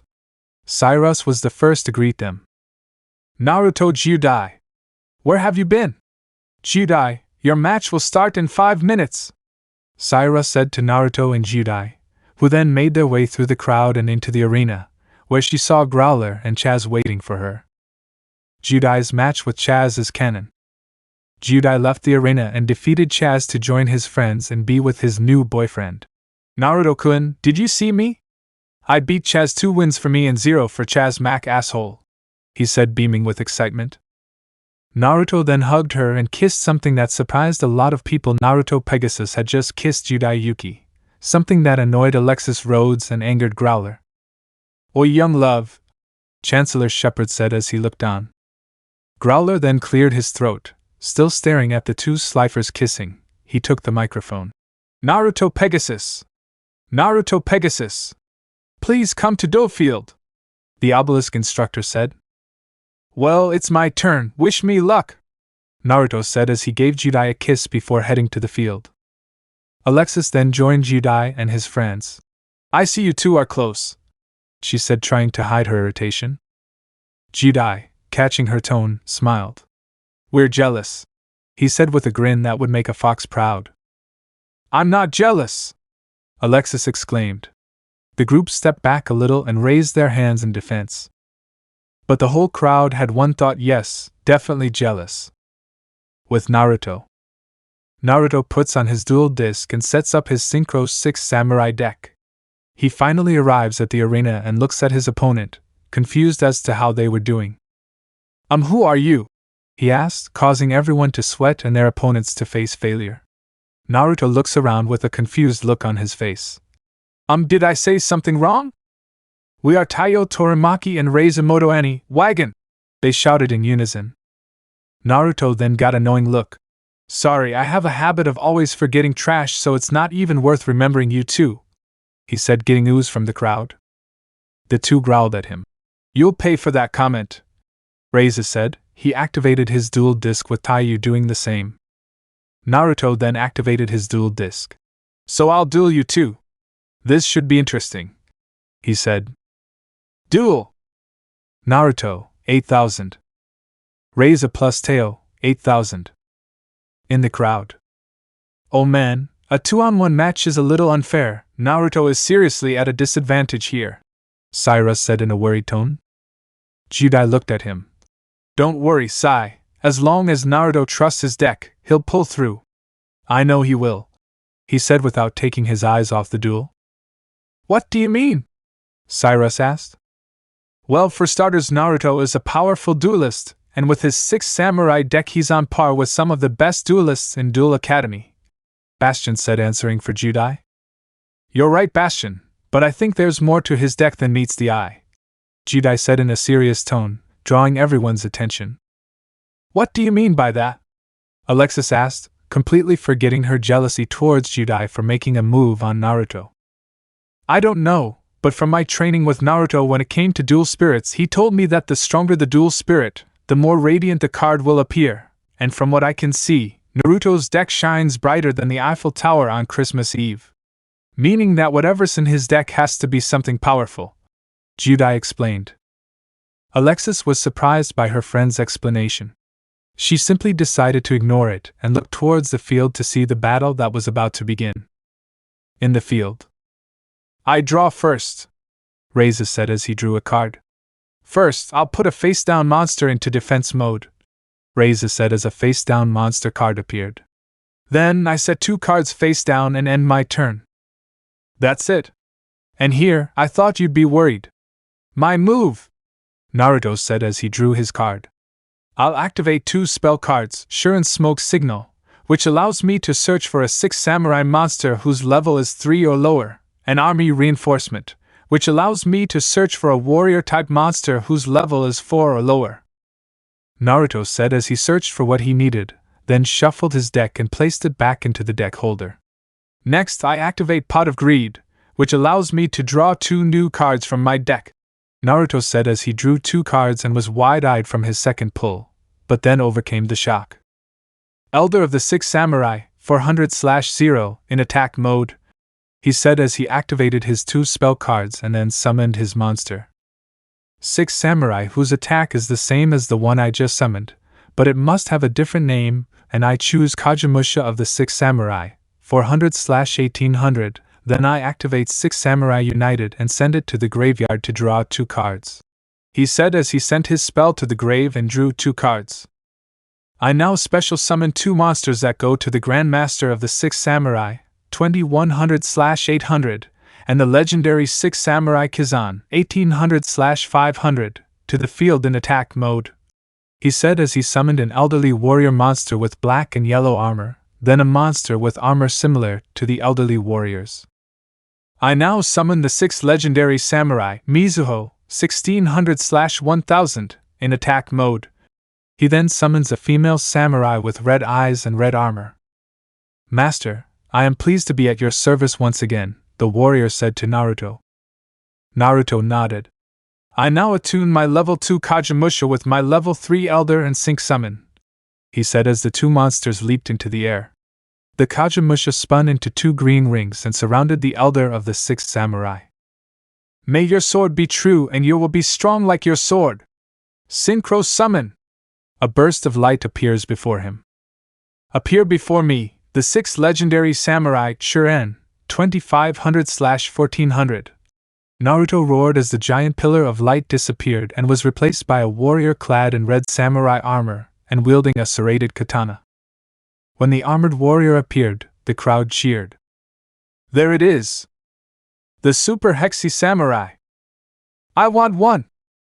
At this, Naruto and Shuren sweated over the comments. Quite the fanbase I have, huh, master? The synchro monster said to his master. Naruto then sighed. We can talk about that later, he said, and Shuren nodded. Now I'll put 2 cards face down and end my turn, he said, playing 2 face down. Finally my turn, draw, Taiyu said as he drew his card. Now I play Polymerization and fuse 2 Head King Rex and Crawling Dragon 2 in my hand to fusion summon Brachioratus, 2200/2000, in attack mode, he said while playing a large long-necked dinosaur. Now Brachio attacks his Mizuho Dino Stampede, he ordered his monster to attack. Naruto then smiled. Sorry, but you activated my trap card mandatory evacuation device. When this card is activated, I can return a monster on the field to the owner's hand and I choose your Brachio, said Naruto. What? Taiyu yelled as he saw his monster charge headfirst into a device, then toss it into the air and back to him. Then the creature returned to its card and popped out of Taiyu's dual disc. This angered him even more. Not only did this Slifer Slacker stop one of his most powerful monster cards, but it made his work to summon it a total waste. I summon Urabi, 1500/800, in defense mode and place a card face down and end my turn, he said. In the crowd. Wow! Naruto just took control of this duel in one move, Saira said in amazement. I know, and the fact that he took his turn setting up his field the way he did, I wouldn't be surprised if he won this duel without taking any damage, Judai said without taking his eyes off the duel and more importantly her boyfriend. From what I've heard, Naruto was trained by some of the best duelists in the world. I bet he was trained by none other than the king of games himself, Alexis said. If he did, then he's learned the power of the card heart, Judai said, confident that Naruto would win this duel. She nodded because it was through the card heart that Yugimoto had not only won Duelist Kingdom, but also the Battle City tournament, and claimed the 3 most powerful cards in the entire world. In the field. My turn, draw, Naruto said as he drew his next card. Before Naruto could do anything, Taiyu called out to Naruto. Hey slacker, I'd like to make a little deal with you, he said, getting Naruto's attention. What kind of deal? He asked, tired of what this obelisk student wanted. Very simple. Lose this match and hand your cards to me and my friend here, and if you do, I won't post this little video all over the academy, he said with a smile. Naruto looked at him. What video? He asked. Taiyu then smiled a smile very similar to a snake's. A video I took of you and Judai after the written tests, he said, causing Naruto to look at him even more. So, what we had was a big problem, so I'll have to move past this and continue this duel, he said. Taiyu then laughed. As you wish. Then clicked a button and then the monitors activated and revealed the video he had taken. What was an intimate moment between Naruto and Judai turned into slanderous propaganda to humiliate the two, but more so Judai. The obelisk males began to laugh and point at Judai, who was crying at this point, while Cyrus, Alexis and Bastion covered her from the blows of the crowd. The Slifer and RA students, as well as the female students, were disgusted by what those two obelisk blue students had done. Naruto was shocked to see what these two had done. Not only had they humiliated Judai, but they had turned her into the joke of the entire academy. Then something inside him snapped.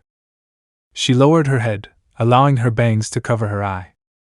Ha ha ha, I told you to get lost, now you little slifer hitch is the laughingstock of the whole school, Taiyu said while laughing. Reiza laughed along with him. Having enough, Naruto shouted. That's enough! He yelled as a red aura shot out from his body, causing everyone to forget their laughter and look at the blonde in awe and fear. The aura then died down and the Naruto that stood in front of the two obelisks was different.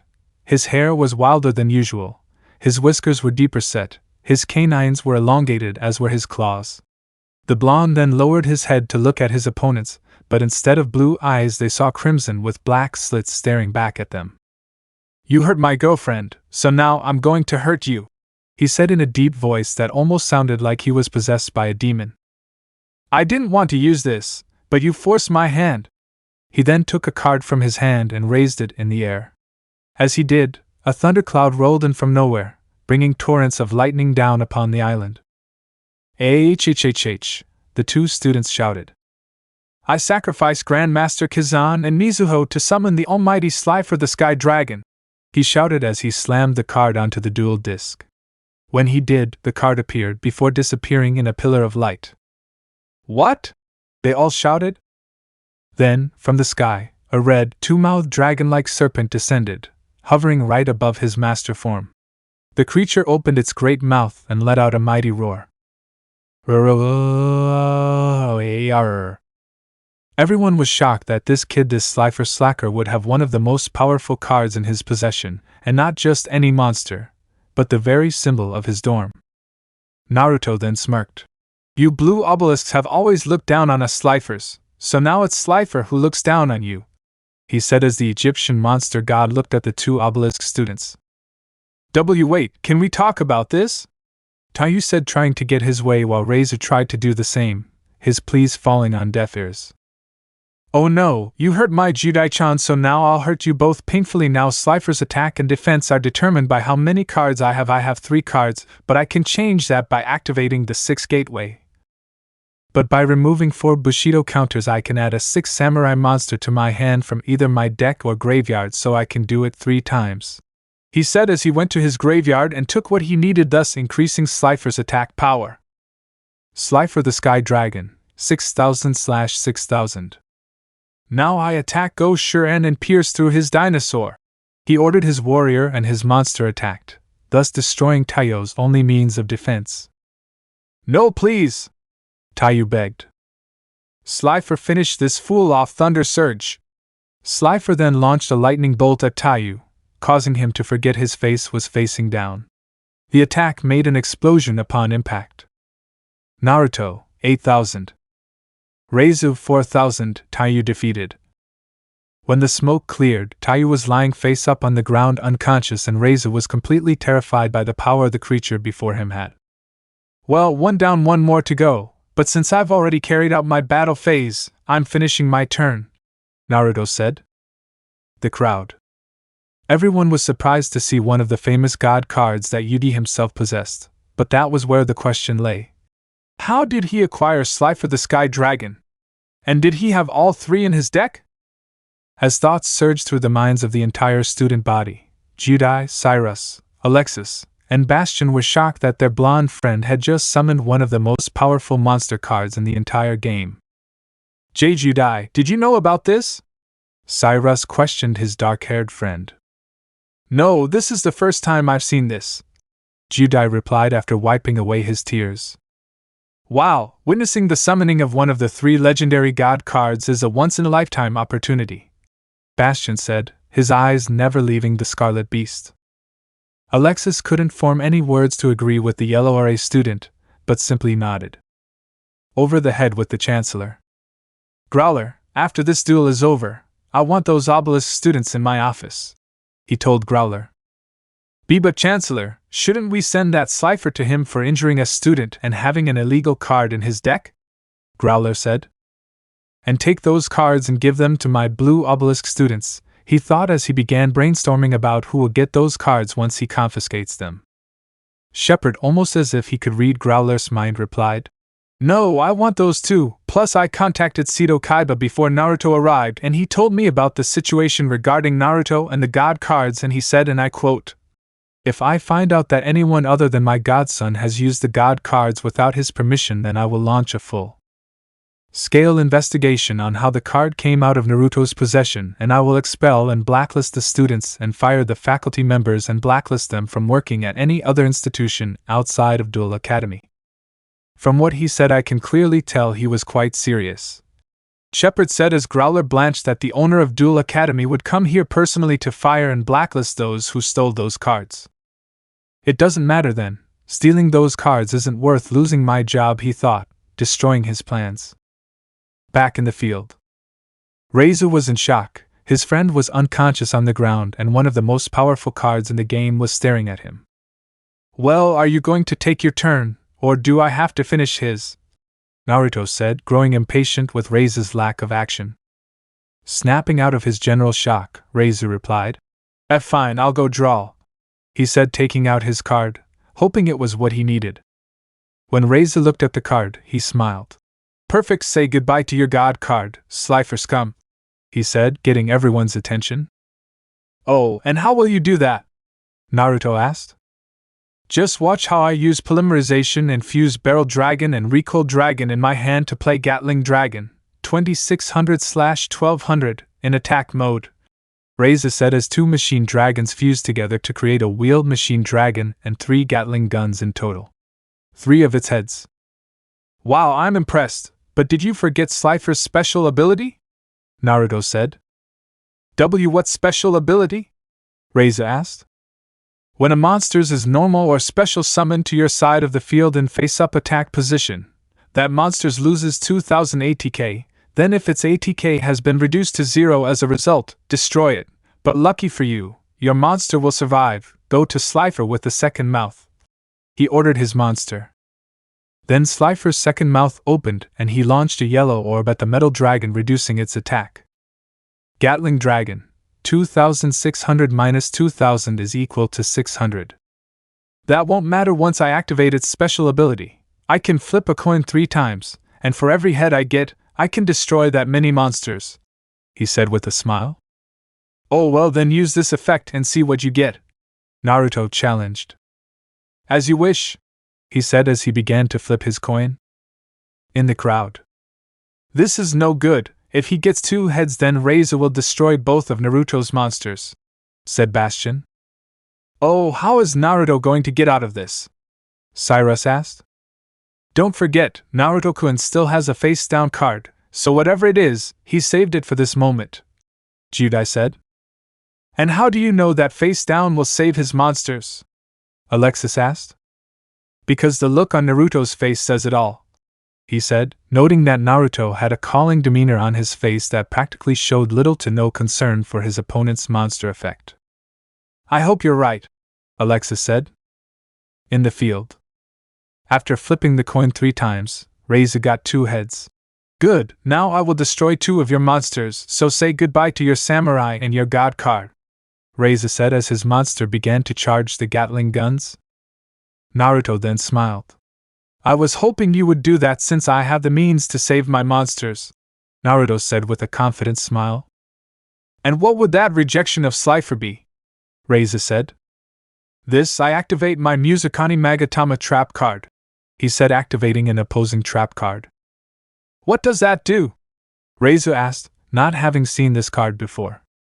I'm glad you asked. You see, every time my opponent activates a spell card, trap card, or monster effect that destroys cards, while you control a face-up 6 samurai monster, I can negate the activation, and if you do, destroy it, thus negating your Gatling Dragon's effect and sending it to the junkyard, said Naruto as his trap card started to glow. Then the item on the card appeared and wrapped around the center of the mechanical dragon's head and destroyed it.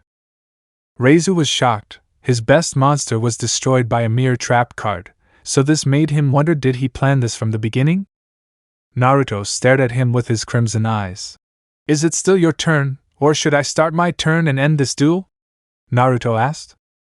Fine, I'll play a face-down monster in defense position and end my turn, said Reizu, knowing that if he had summoned something face-up in attack or defense position, then Slifer would have weakened or destroyed it. Finally, draw, said the blonde, taking out his next card, thus increasing Slifer's attack. I now special summon Grandmaster of the 6 Samurai, 2100/800, and activate Heavy Storm to rid the field of all spell and trap cards, he said as he activated the spell that destroyed his 6 gate, and Reizu's 2 face-down cards, which were a time machine and a magic cylinder. I will now end this duel. Grandmaster Sharigan attacks his face-down monsters. He ordered his monsters to attack Reizu's face-down monsters, which were Oni Tank T-34, 1400/1700, and Robotic Knight, 1600/1800. And now for the grand finale, Slifer attacks his life points directly. Thunder Surge Blast. Naruto ordered the giant red dragon to launch a beam of yellow energy at Reizu. When upon impact it caused an explosion, from which the students took cover, except for Naruto, who didn't even flinch from the force of the impact. Slifer the Sky Dragon 5000/5000. 4000 to 5000 equals -1000. Naruto, 8000, winner. Reizu and Taiyo 0, defeated. When the smoke cleared, Reizu was face down on the ground, barely conscious. Naruto turned to the crowd and glared at them, especially the obelisk blue students. If any of you try to do what those 2 did to my Judai-chan, I'll make what I did here look like a slap on the wrist. Is that clear? He asked, with the underlying tone being that if you didn't pay attention to my words, I'll keep my promise of paying. The students understood the message and nodded their heads vigorously. Fine, was all he said before his features returned to normal. He looked at Slifer, who then let out a mighty roar before vanishing and returning to his card. He saw that the medics were loading the unconscious students onto a stretcher and quickly taking them to the infirmary. He was then knocked to the ground by a red bullet, followed by a blue one. He looked up and saw both Judai and Cyrus with wide grins on their faces. That was amazing, they said in unison. Thanks, guys, he said, ruffling his hair. I must say that summoning Slifer was the most unexpected thing I've ever seen in my life, said Bastion, still not believing that Naruto had summoned a god card. Well, I was once called the most unpredictable duelist by both Yugi and Kaiba, so I guess that title really stuck with me, he said, standing up along with Judai and Cyrus. Alexis then joined them on the field. That was an amazing duel, Naruto. I just wish I could see what you could do before you FTK'd me the last time we dueled, she said. Sorry, Alexis, but I play my deck to end a duel quickly or prepare my field for whatever my opponent does, he said sincerely. Time Force. After the exams ended, both Naruto and Judai were promoted to RA Yellow, but because there was no room for them, the 2 decided to stay in their old dorm in Slifer Red until space became available. While Naruto was sleeping, Alexis visited Judai, who decided to confront Judai about his connection to Naruto. So, are you and him a couple now? Alexis asked, her jealousy surfacing. Yes, and I couldn't be happier, he said with a $1,000,000 smile, which got under Alexis's skin in a bad way. But you know, he said, getting Alexis's attention. He's in a relationship with Serenity Wheeler and I decided to share him and I'm planning on convincing him and her to allow you and me to join, he said, causing Alexis's eyes to widen and her jaw to drop at the group. This will be fun and I wonder what kind of underwear Serenity sleeps in, she asked herself as she walked back to her bedroom, while Alexis couldn't believe what she was hearing. Judai was a pervert, and, from what she could guess, a sexual deviant if given the chance. Then, images of her with a naked Judai, a naked Serenity, and a very naked Naruto were all lying on the bed in Hexy possession. Then Naruto made a come-hither motion with his index finger. "Come here, Alexis-chan, and let all your fantasies come true," said the imaginary Naruto. Alexis was then taken down via a nosebleed. Duel. Mizuho was sulking in a corner, while the other monsters were having fun. Then Shuren noticed his fellow samurai's distress and decided to go comfort her. "Mizuho, why are you so sad?" asked the samurai leader. "I was finally summoned, only to be used as a sacrifice to summon Slifer," she said in a defeated tone. Shuren's sweat dropped. "Well, look at it this way, both Kazan and Grandmaster were also used as sacrifice," he said, trying to cheer Mizuho up. "But they served the master while I was merely a benchwarmer. Then I finally got a chance to serve the master, but I used it as a tribute," she said as a rain cloud formed above her head and began to pour down on her. Shuren's sweat dropped even more. Was all she said, before she started crying. "WWWWAHHHHHH Master no Baka wanted to serve you," she yelled comically. Shuren then noticed the several large sake bottles on Mizuho's neck and sweat began to fall again. "Oh great, she's drunk," he thought. Chapter 5. It's been a week since Naruto and Judai were promoted to Ra's yellow dorm. Though the head of Ra's dorm, Professor Sartor, was still working on getting them a room, so the two of them were still being held up in their Slifer dorm, though they didn't mind that the two of them could stay with their friends and all. But it's been a whole week and they still don't have a room in their new dorm. It was times like these that Naruto really wished he had called Kaiba to help him with this transition, but he knew his godfather was a busy man. That, and if the call wasn't extremely important, then Sita would put him on hold for hours, until Kaiba answered or Naruto threw the phone out the nearest window out of frustration. Another thing that changed was her relationship with Judai, who was at second base. For those who don't know what second base is, it involves intense petting and groping while kissing, shirtless or shirtless for both partners. Something Judai enjoyed very much. Another thing is the addition of Alexis Rhodes to the ever-growing harem when Judai brought up the idea. At first, he was spectacled at the idea, but after calling Serenity and the girls, he made a convincing argument, something about keeping him out of trouble. This caused Serenity to agree with them, and Naruto to cry anime tears singing, "I don't get in trouble." Unknown place at night. It was the dead of night. The moon was full and shining brightly across the night sky. We found Alexis approaching a building that appeared to have been abandoned. She then placed a single rose on the front of a chain post. "Peace be with you, brother, wherever you are. If you're watching out for me, you'll see I'm in relationships with some wonderful people," she thought to herself. Sliding bedroom. Here we find Naruto, Judai, Cyrus, and Chumli sitting around a table with lit candles telling ghost stories.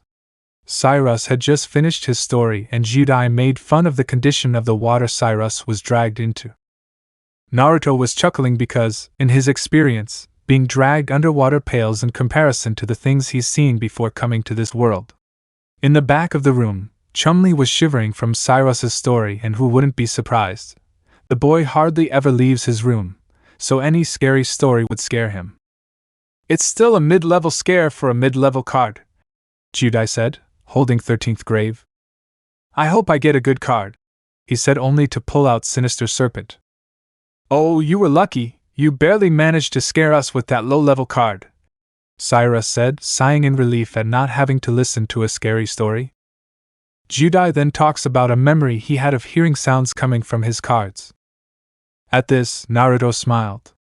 "Well, Judai-chan, it seems your cards chose you to be their ears," Naruto said, prompting a giggle from his girlfriend. Yes, and it's thanks to Naruto that I can now understand my monsters better, she said, snuggling up to her boyfriend. Well, I guess it is, he said as he reached the deck. Ha ha ha ha ha, I'd like to join the scare fest, she said as she appeared right behind them, scaring Cyrus and Chumley out of their seats, while Judai jumped into Naruto's arms in her princess style. I think you just did, Cyrus said, trying to regain his bearings. We're a little on the edge of our seats, Judai said, hugging his blonde boyfriend. Or at least we were, Cyrus said, returning to his seat, while Chumley stood in the back of the room, trembling in fear of being surprised by the sudden appearance of his dorm head. But since you're here now, why don't you draw a card? The more difficult it is, the scarier your story has to be, Cyrus said, adjusting his glasses. Banner then drew a card, and the card he drew was Five-Headed God Dragon. Wow, that's a level 12 monster, Judai said in amazement. Seeing the card, Cyrus started to get nervous. Yeah, I think I'm going to go to bed now, Cyrus said, trying to chicken out with a good story in Naruto's opinion. Ha ha ha, what's wrong? Don't you want to hear about the abandoned dorm at the end of the island? Banner asked. At this, Naruto's face transformed from cheerful to somewhat serious.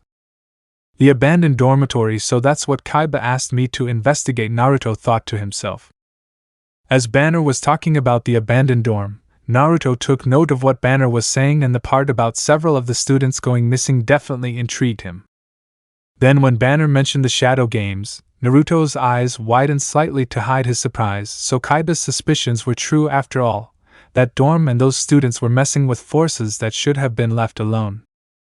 I'll have to go down there myself and see if I can find anything good. Thing Kaiba gave me that all-access pass, Naruto thought as he began to plan his next move. Think you can stop now? Chumley said, scared, trying to get Banner to stop the story. You see, shadow games for children are duels played with powerful mystical elements, Banner said. You mean the Millennium items, like the puzzle that was once owned by the King of Games himself, or the Millennium Rod used by Merrick Ishtar during the Battle City Finals? Naruto said, interrupting Banner. Banner then laughed. I see you're familiar with Millennium items, young Pegasus, Banner said with a smile on his face. Naruto snorted. Well, of course I do. My god brother is Yugi Muto after all. Plus his grandfather Solomon Muto told me stories about the items and how they were used to perform shadow duels against each other, he said, amazed by Judai, Cyrus, and Chumley. Pharaoh then meowed. Banner then stood up. Well, I guess that's my cue to head home, he said as he left the students. Later, they said in unison. You know, there's this creepy building I saw in the woods, Cyrus said, only to be interrupted by Judai, who jumped from his spot on Naruto's lap and stood up. Ah, sweet, so you'll be leading us tomorrow night, Judai said excitedly. What? Both Cyrus and Chumley said. Wait a second, what do you mean, us? Chumley asked. It'll be fun, Judai said before being interrupted by Naruto. Meanwhile, outside, Growler was laughing out loud. Oh yeah, this is the chance I've been waiting for, he said to himself. It's time for the shadow games to return. Millennium items and all, ha ha ha ha, Growler thought to himself as he walked away. At the same time inside. I'm afraid that's impossible for any of you, he said, causing everyone to look at him. Why not? Judai asked with an angry pout. In order, 1. The place is off limits to all students and anyone caught there will be expelled. And 2. I'm authorized to go there because I work for Seto Kaiba and he gave me several things to investigate, and one of those things happens to be the abandoned dorm, he said, receiving surprised looks from his friends and girlfriend. How come we're hearing about this now? Judai asked. Did you read the rule book? The blonde asked, making everyone sweat. No, said the brunette. So there's your answer, Naruto said with a smile and 2 smiles in his eyes, only to be hit with a paper fan by an angry Judai. That's not funny, Judai said, pouting as tears threatened to fall down his reddened face. And besides, why would Kaiba ask you to investigate the bedroom? Cyrus asked. Naruto, rubbing the bump on his head, turned to the brunette. Because like I said before, I work for him, and since I was already coming here, he gave me a list of things to investigate, and it just so happens the abandoned dorm is on the list, and now that Banner told us what happened there. I can go there and look for clues about what happened there, and also see how the Shadow Realm fits into all of this," he said. Judai snorted. "Fine, but we're going too, and that's final," he said, leaving no room for argument. Naruto sighed in defeat. "Fine, you can come, but you have to follow my orders," he said, receiving nods from the other three. Meanwhile, in Domino's City, in a dark alley, two people were dueling. One was an average-sized man with a bald head, and the other was a very tall man wearing a black trench coat with a mask and a fedora. "Aha! Okay, you win, please just take whatever you want, just go," said the scared man. Then the tall man pulled out a pyramid-shaped object. "What I want is your soul," he said as the object in his hand began to glow with a golden sheen. "No, please show some mercy," the bald man begged. "A little mercy? What's that?" the big man asked as the pyramid glowed crimson.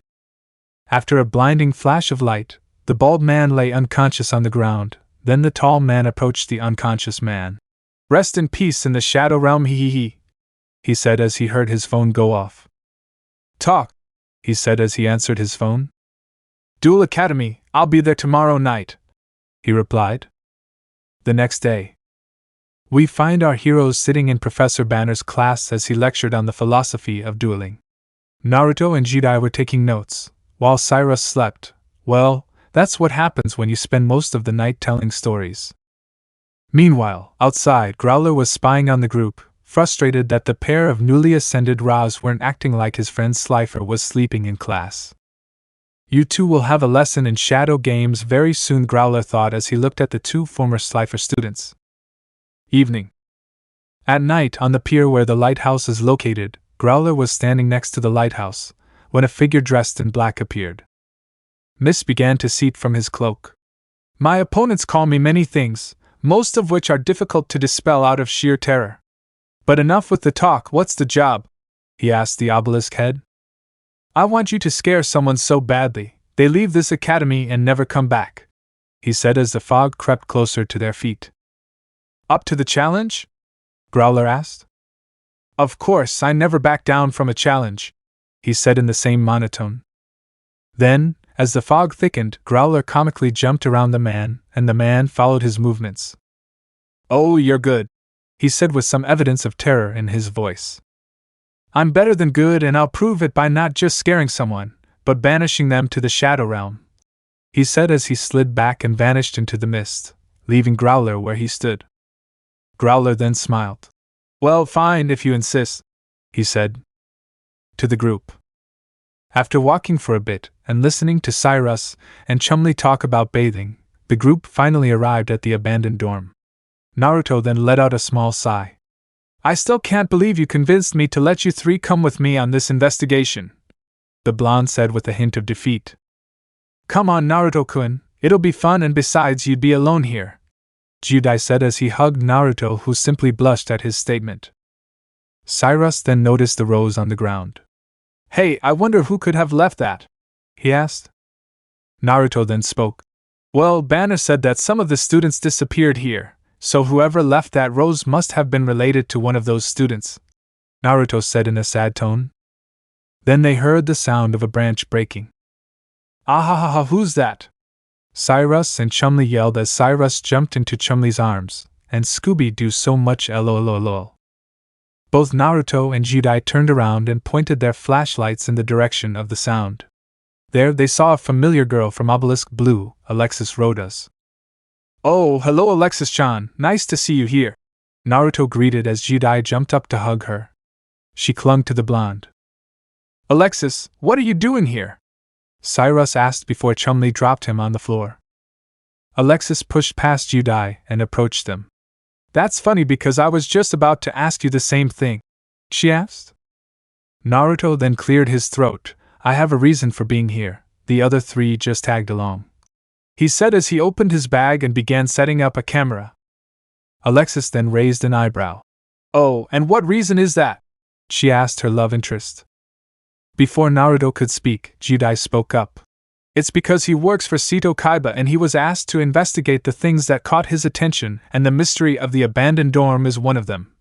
She chimed in. Naruto then put his knuckles on Judai's temples and squeezed quite hard. That was classified information, Judai. I don't need my research compromised. Itai! Itai! Itai! Itai! Itai! Itai! I'm sorry, Naruto-kun, the girl said, waving her arms and letting small comical tears fall from her eyes. Naruto then let go of Judai and turned to the group. So now that you know why I'm here, can you tell me what your connection is to the abandoned dorm? Judai rubbed his temples to relieve the bad pain and frowned. Alexis made a sad face and turned around. One of the children who disappeared was my brother, she said in a sad tone as she left. This surprised the group, so I guess the rose was for him, Naruto thought. Naruto then turned back to the dormitory. If her story is true, then this whole investigation is starting to sound like a horror movie come to life, he said as he jumped onto the chain. He, Judai, and Chumley started walking toward the bedroom. We should head back, guys. Cyrus shuddered. Cyrus, you better come here or help me. I'll go over there and drag you here, Naruto shouted, completely annoyed by the blue-haired Slifer's cowardice. Cyrus weighed his options and voted to continue. Hey, wait, he said, trying to catch up with his friends. Meanwhile, Alexis turned around and saw Naruto and the group entering the dorm. I hope Naruto-kun knows what he's doing, she thought with a worried expression on her face. As she turned to leave, she was stopped by a black-cloaked figure speaking. Aya! Inside the bedroom. Naruto then turned on the GoCam and started recording. Okay, everyone stay close and try not to damage anything, he said, receiving hi from the group. Just a few decorations here and there and we can move in, Judai said with a megawatt smile on his face. Are you kidding me? This is worse than the Slifer dorm, Cyrus complained.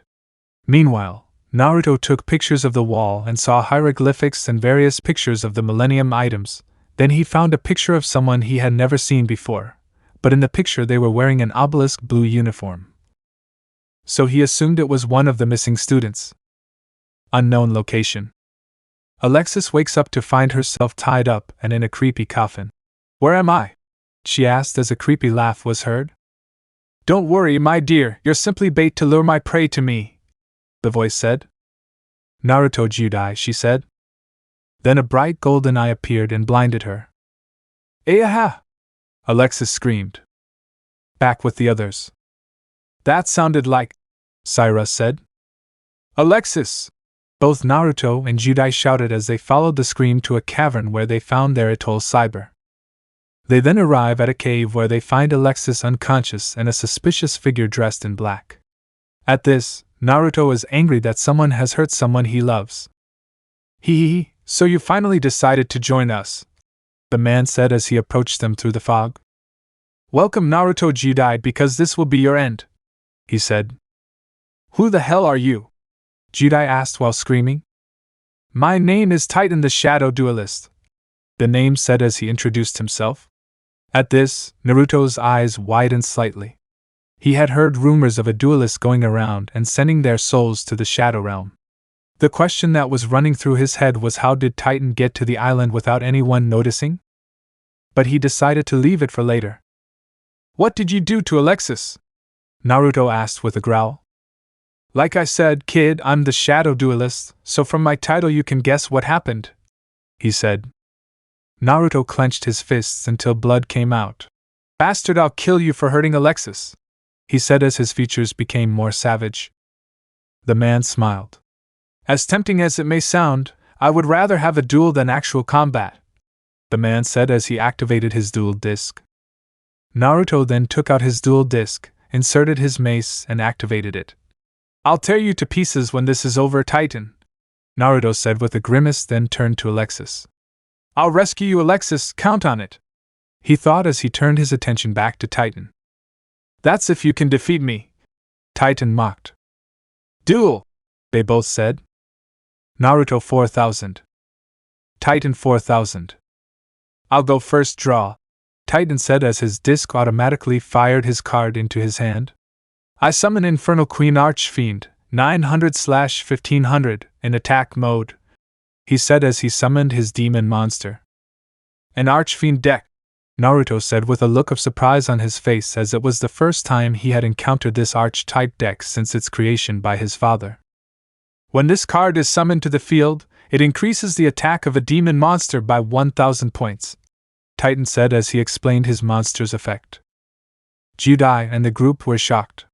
But then that means, Syra said as the demonic monster increased its power. 900 plus 1000 is equal to 1900.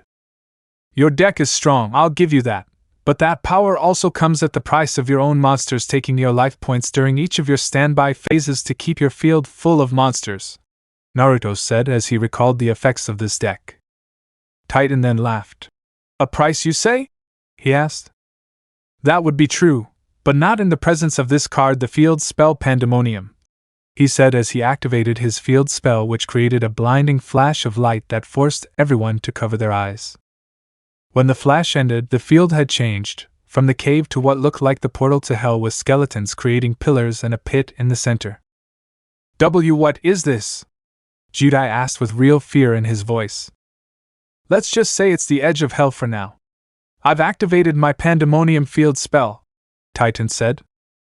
Oh great, I hate that card, said the blonde as he looked at Titan. Good. Because this card prevents the upkeep cost from happening on my deck and gives monsters with Archfiend in their name the ability to revive when destroyed outside of battle. Now it's your turn, he said. Whoa now. If you're so worried about the girl, then allow me to take her out of your sight, he said as the coffin closed on its own, sealing Alexis inside. Then skeletal fingers appeared and dragged the coffin down. Alexis! Naruto shouted. Bastard! Judai screamed. That was low, disgusting, Chumli yelled. Coward! Syra shouted. Say what you want, fools, but this is a shadow duel. If you prefer, I'll make the rest of you disappear too, Titan shouted. This surprised Judai, Chumli, and Cyrus and made Naruto even more enraged. If you hurt them, I'll kill you in this duel draw, Naruto said. I'll start by activating Graceful Charity. I draw 3 and discard 2, he said as he did as the card said. Then I activate 2 spell cards, Gateway of the 6 and 6 Samurai United, and since I have no monsters while you have one, I special summon Elder of the 6 Samurai, 400/0, in attack mode and activate the spell card Asceticism of the 6 Samurai and special summon Kagemusha of the 6 Samurai, 400/1800, in attack mode, he said as he summoned his monster. Now I activate 6 Samurai United and send it to the graveyard and draw 2 cards. He did as the card said. He drew his cards and continued. Now I activate Monster Reborn, he said. Titan was confused. Wait, you need a monster target in the graveyard and I still have my Infernal Queen Archfiend on the field, he said. Naruto then chuckled. Who said I was targeting your graveyard? This shocked Titan, then remembered Graceful Charity from before. So you purposely sent a monster to the graveyard? He asked.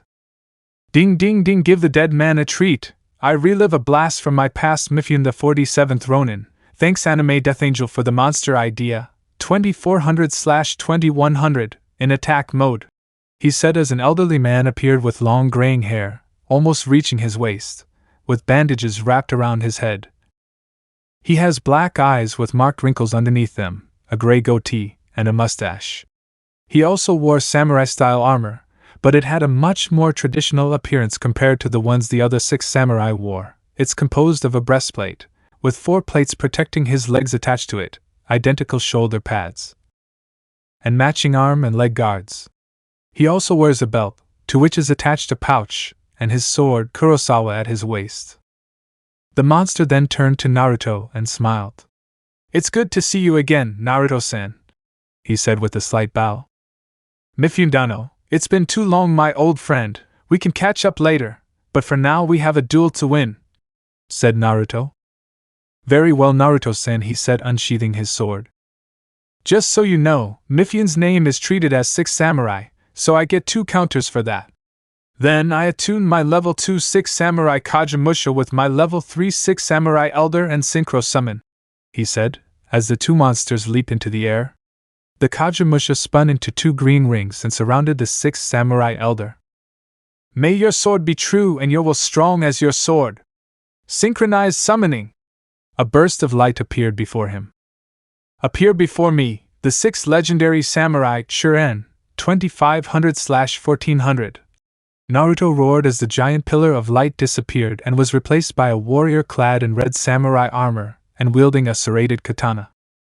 I now activate the effective gateway of the 6th and tribute 4 counters 2 times to search my deck for 2 monsters with 6 samurai in their name, he said as he did so and special summoned 2 legendary 6 samurai Kazan.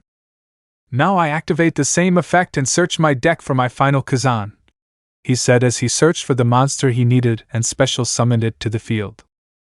What do you plan to do with those monsters? Titan asked with a hint of fear. I'm about to show you what a true demon is, he said as he took out his card as it began to glow. Since I've special summoned all of my monsters, I'll be special summoning a true demon. I'll sacrifice all 3 of my Kazan to summon Obelisk the Tormentor, 4000/4000. He shouted as the 3 Kazan dematerialized and slammed the card onto his dual disc. What? Titan yelled. A portal opened behind Naruto and a giant blue arm appeared, then a giant blue muscular figure appeared out of the portal. The muscular monster stared at Titan. Why you have an Egyptian god card? Titan said very scared. Are you scared of my god card? Naruto said with fake pity and then smiled.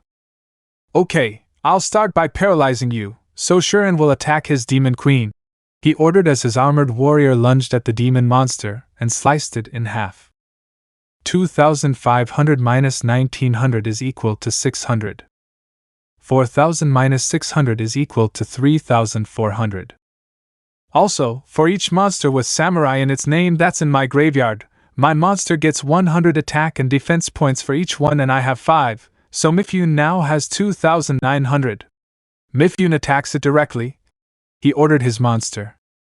With pleasure, he said as he charged at Titan and brought his sword down on Titan. 3400 minus 2900 is equal to 500. Now to end this obelisk fin, he ordered his monster to end the duel, when the snake heads around the cave began to light up, drawing everyone's attention. Then, a golden eye appeared on the ground. What is this? Naruto asked. Then a black fog appeared, swirling around them. The smoke enveloped them, and then condensed into a black ball. Naruto Kun! The group shouted. What is this? Titan asked while screaming. Naruto looked around.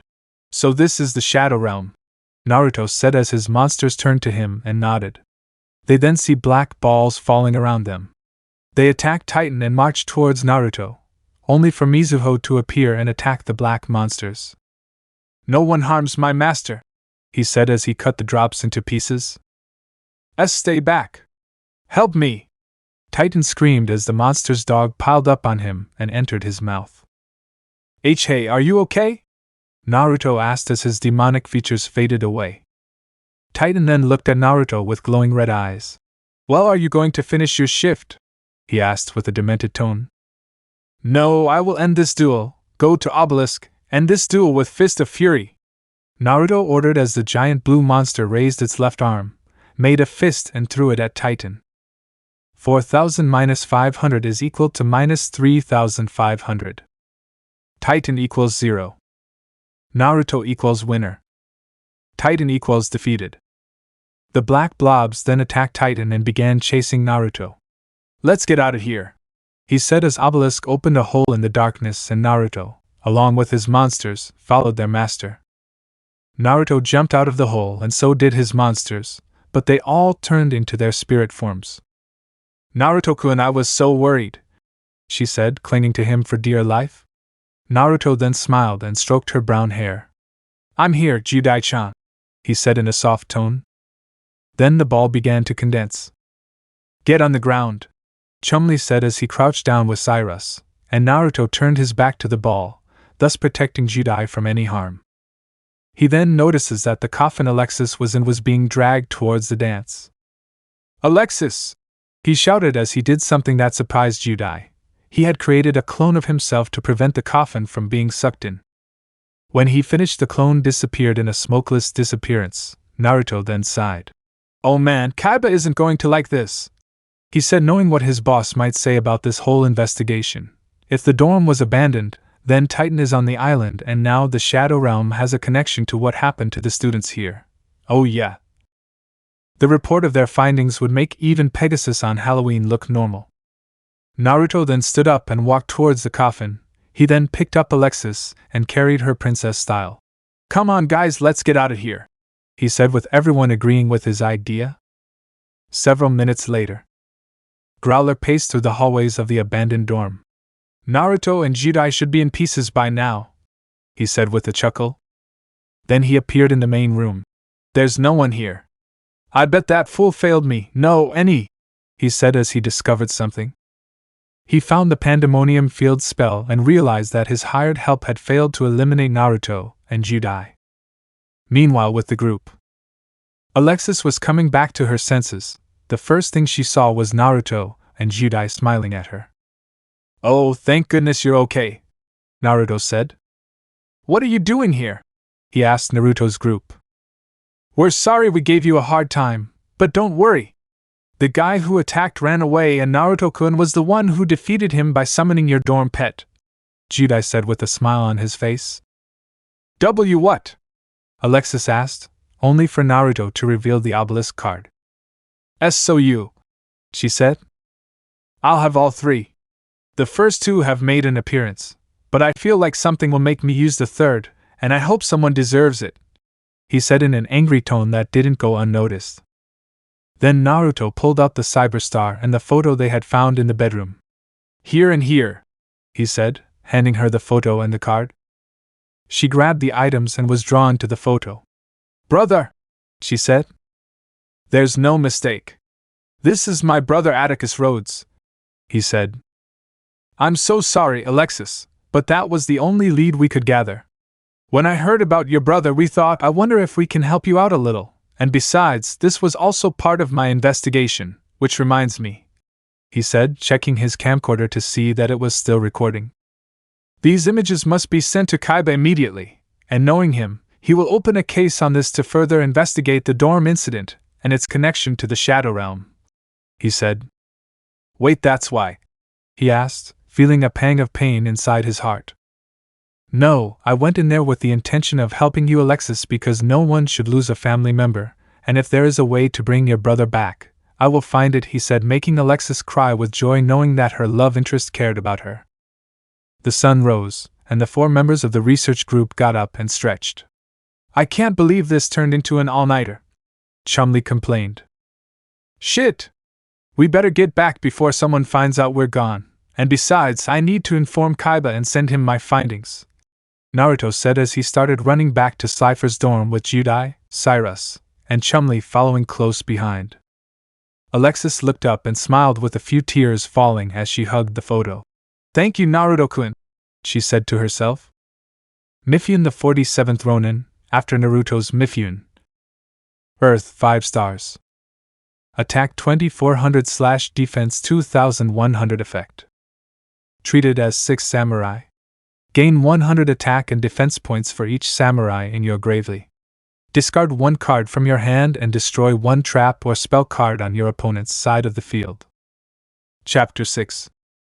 Naruto, damn, that was dramatic. Demon, shut up, Naruto, I didn't ask for your opinion. Judai, I'll have to agree with Naruto-kun, what are you, William Shakespeare? Demon, keep going like that and I'll do something to you, something bad. Naruto, oh yeah? What do you mean? Demon, I'll turn this into a yaoi fic with you and a Judai man. Naruto and Judai, turn pale as ghosts, why you wouldn't? Demon, then don't question me, because in this fic I am God. Lightning strikes him. God cards, we are not, and you know nothing about our work. Disclaimer, I do not own Yu-Gi-Oh!, Yu-Gi-Oh! GX, Yu-Gi-Oh! 5Ds, Yu-Gi-Oh! Zexal, or Yu-Gi-Oh! Arc V or Naruto.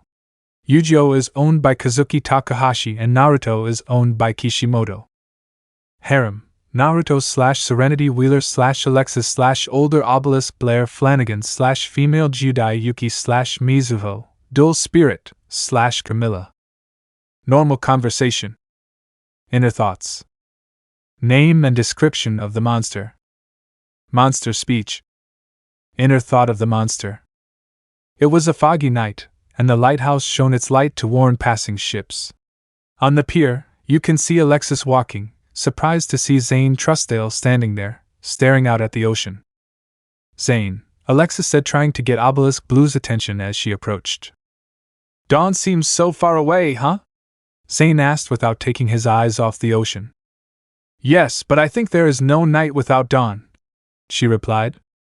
We left the two and cut to where Naruto and Judai were being taken to a hearing about what they had done.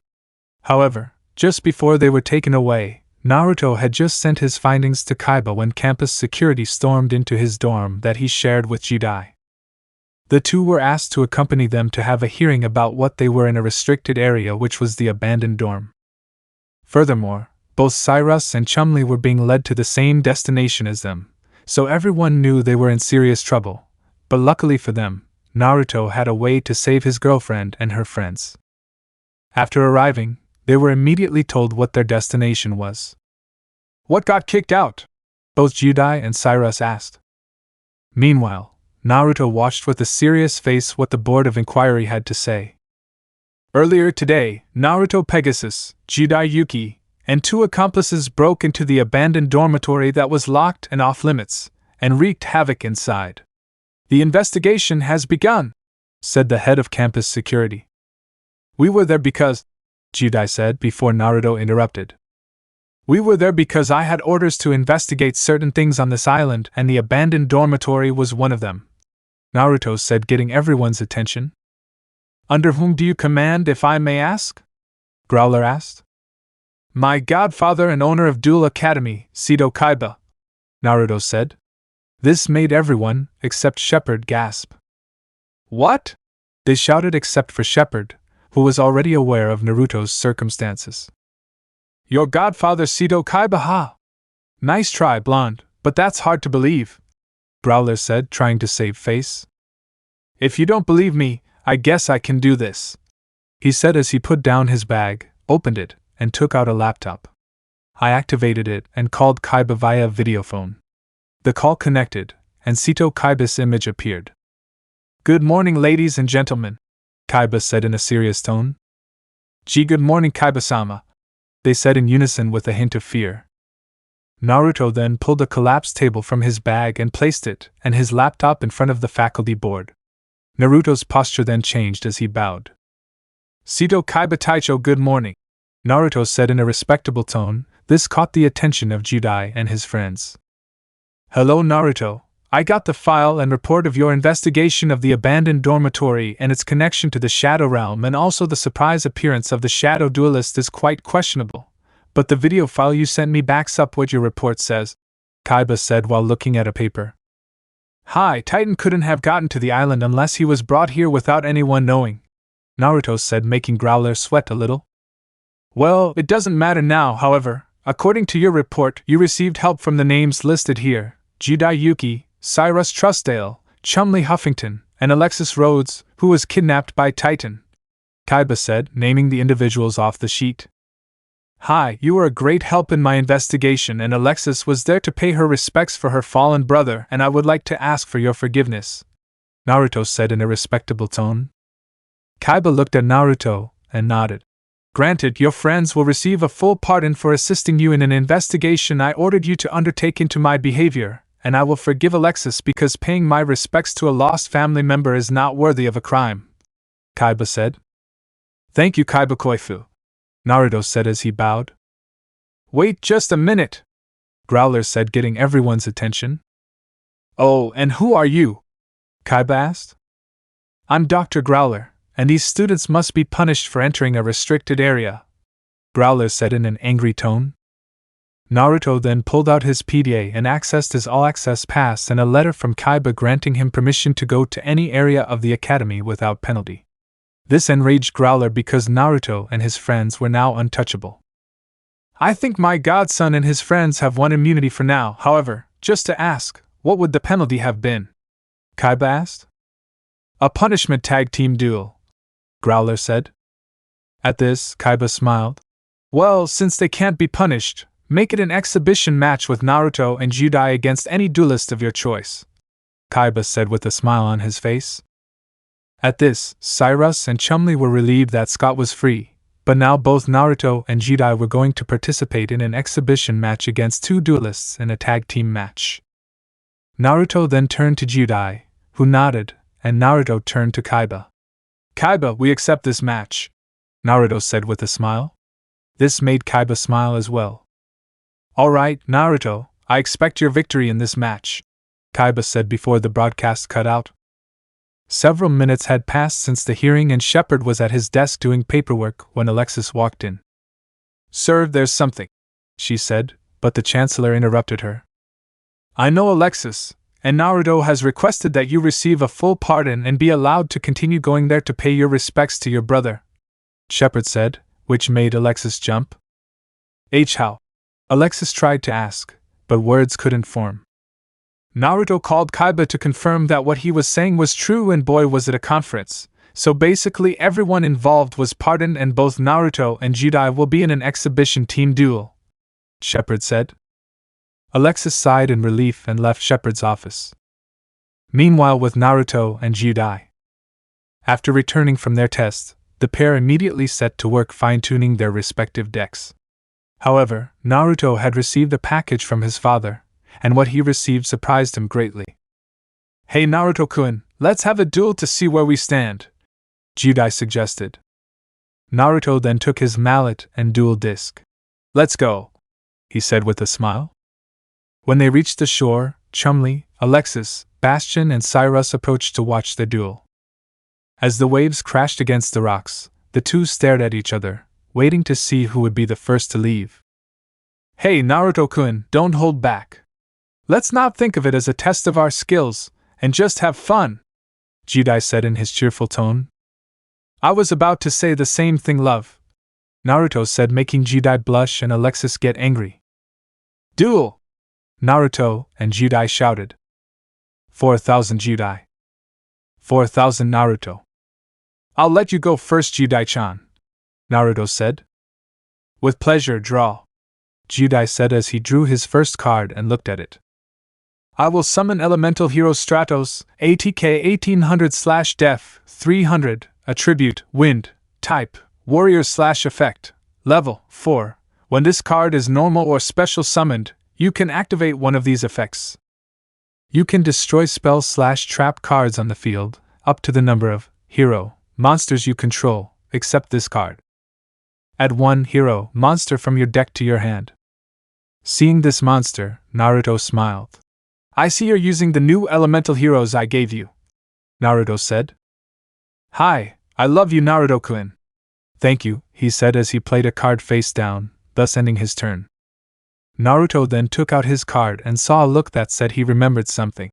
Oh Judai-chan, today I'm not using my main deck, instead I'm using my original deck that Tusan sent me today, and from what I can tell, he made a lot of modifications, said Naruto, receiving a surprised look from everyone. Wow, your old original deck, can't wait to see what it can do, Judai said with excitement in his voice. The sidelines. A new deck and his original deck also mean a new challenge for Judai and Naruto, Bastion said with his arms crossed. What do you mean? Cyrus asked. It means that since Judai is facing a deck he's never seen before, he might have to come up with something different, since Naruto isn't using his signature 6 Samurai deck, and also since his original was modified as he said, these cards are new to Naruto. He has to come up with new strategies after all. A whole new deck has its own set of rules, Alexis said according to Bastion. The question is, what kind of deck is he using? Chumley said as he asked the million-dollar question of the day.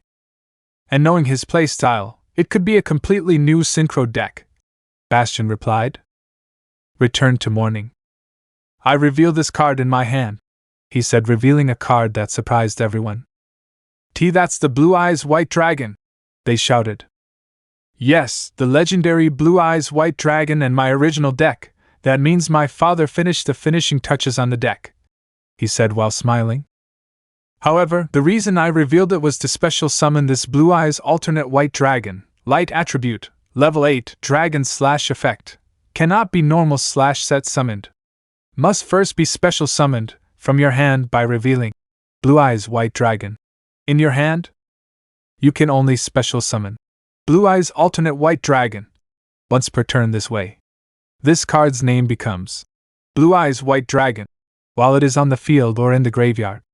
Once per turn, you can target one monster your opponent controls, destroy it.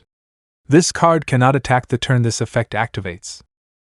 ATK 3000/Def 2500 in attack mode, he said as a pair of usual looking blue eyes appeared. But how? Judai asked. You see, the Blue Eyes alternate can be special summoned whenever I reveal a Blue Eyes White Dragon from my hand. It also has a special ability to let you see Jidai-chan once per turn. I can target one of my opponent's monsters and destroy it. So go, Blue Eyes, destroy their Stratos, he ordered his dragon. The dragon then fired a beam of white energy at Stratos, destroying it. Doc. Whoa, that was an effect, Chumley said, amazed at Blue Eyes Alternative's ability. Yes, however, it reveals what kind of deck Naruto is running, and so far, he looks just like his godfather, Bastion said. What do you mean? Cyrus asked. Because the three most powerful duelists have built their decks around these three monsters: Blue Eyes White Dragon, Dark Magician, and Red Eyes Black Dragon. And those three represent something that says a lot, Bastion reported. You mean power, wisdom, and potential? Alexis asked. Yes, Bastion said. I'm a little lost here. What do you mean? Cyrus asked. It goes like this. Blue Eyes represents power and strength, something that Kaiba strives to be the best at, using overwhelming power to dominate your opponent. The Dark Magician represents wisdom and knowledge, something that Yugi has used throughout his career as a duelist because he knows that could only take one so far until one's strength falters. Then lastly, the Red Ice Black Dragon represents potential and will empower something that Joey Wheeler has shown during his duels in various tournaments, most notably during his duel with Merrick in the Battle City semifinals. So they are the trinity of duel monsters, said Bastion, shocking the audience. Duel. You're in luck, because my dragon can't attack the turn it used its special ability, but my turn isn't over. Because now I activate the spell Dragon Shrine, normal spell. Send one dragon-type monster from your deck to the graveyard, then if that monster in your graveyard is a dragon-type normal monster, you can send one more dragon-type monster from your deck to the graveyard. You can only activate one Dragon Shrine per turn. With this I can send any dragon monster in my deck to the graveyard, he said as he searched his deck and took out a copy of Blue Eyes White Dragon and sent it to the graveyard. This action shocked everyone. Why would you send such a powerful monster to the graveyard? Judai asked, almost dreading the answer. Because if the monster I sent to the graveyard was a dragon-type normal monster, I can send one more dragon-type monster from your deck to the graveyard, so I'll send this, he said, revealing a brand new white dragon that he has never seen before. But then again, this deck was brand new, so those cards no one outside of Naruto and his father had seen those cards. Naruto then shuffled his deck and continued his duel. I now normal summon Maiden with Blue Eyes Light Attribute, Level 1, Spellcaster Tuner Effect. When this card is the target of an attack, you can negate the attack, and if you do, change the battle position of this card, then you can special summon one Blue Eyes White Dragon from your hand, deck, or graveyard. During either player's turn, when a card or effect that targets this face-up card is activated, you can special summon one Blue Eyes White Dragon from your hand, deck, or graveyard. You can only use one effect of Maiden with Blue Eyes per turn, and only once that turn. ATK 0/Def 0 in attack mode. He said he summoned a beautiful woman with white hair and blue eyes. The monster then looked around and noticed Naruto. The monster blushed before almost doing a Hinata, i.e. fainting, but the dragon beside him roared as if to say, keep your head in the game. Why did you summon her? No offense, but she has 0 attack and defense points. Judai asked. Doc. Judai raises a good question. Why did he summon such a weak monster? Asked Chumley. Then Chumley had to dodge a rock scaring him. The others looked down and saw Naruto was looking at them as if to say, summon my weak monster again, I won't fail. Upon receiving the message, they nodded. Duel. Judai, never underestimate a monster no matter the strength because it's probably the strongest monster in my deck, but I'll tell you that later. But for now I activate Soul Charge, normal spell. Target any number of monsters in your graveyard, special summon them, and if you do, lose 1000 LP for each monster special summoned by this effect. You cannot conduct your battle phase the turn you activate this card. You can only activate one Soul Charge per turn. And by paying 2000 life points I can bring back the 2 monsters from my graveyard. However, they can't carry out their battle, but it's a small price to pay, so return Blue Eyes White Dragon, Light Attribute, Level 8 Dragon. This legendary dragon is a powerful engine of destruction. Virtually invincible, very few have faced this incredible creature and lived to tell the tale. ATK 3000/Def 2500, and Spirit of Dragon of White, Light Attribute, LVL 8 Dragons/Effect. This card is always treated as a Blue Eyes card. This card is treated as a normal monster while in the hand or in the graveyard. When this card is normal or special summoned, you can target one spell/trap card your opponent controls, banish it. During either player's turn, if your opponent controls a monster, you contribute this card, special summon one Blue Eyes White Dragon from your hand. ATK 2500/Def 2000 said as 2 white dragons erupted from the ground and both let out a mighty roar that scared Judai because now he knew that Naruto was a duelist worthy of being respected and feared. Judai, 4000. Naruto, 4000 minus 2000 is equal to 2000. I now activate Dragon Spirit of White special ability, so you see I can target a spell or trap card you control and banish it. So go ahead, Dragon Spirit, banishing roar, Naruto ordered. The weaker dragon then unleashed a powerful roar and sent Judai's face back into his hand, thus clearing his field.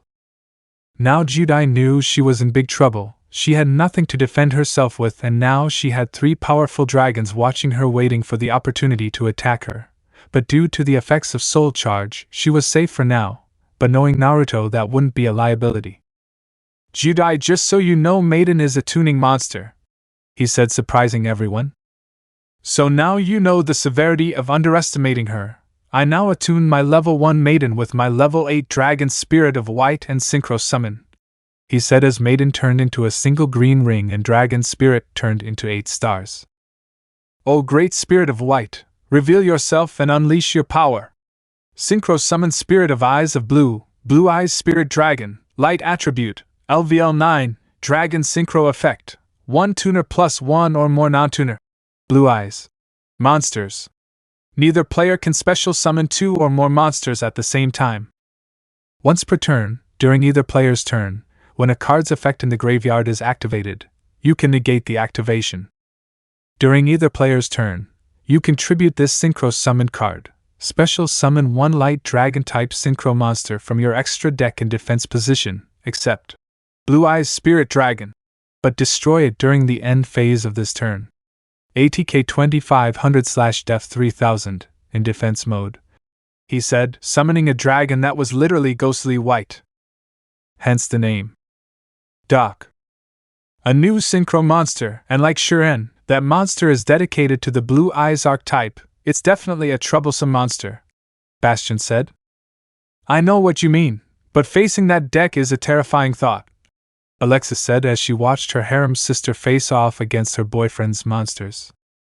I activate Spell Card Exchange, normal spell, discard 1 level 8 monster, draw 2 cards, and discard the Blue Eyes in my hand to draw 2, Naruto said as he discarded his Blue Eyes and drew 2 new cards.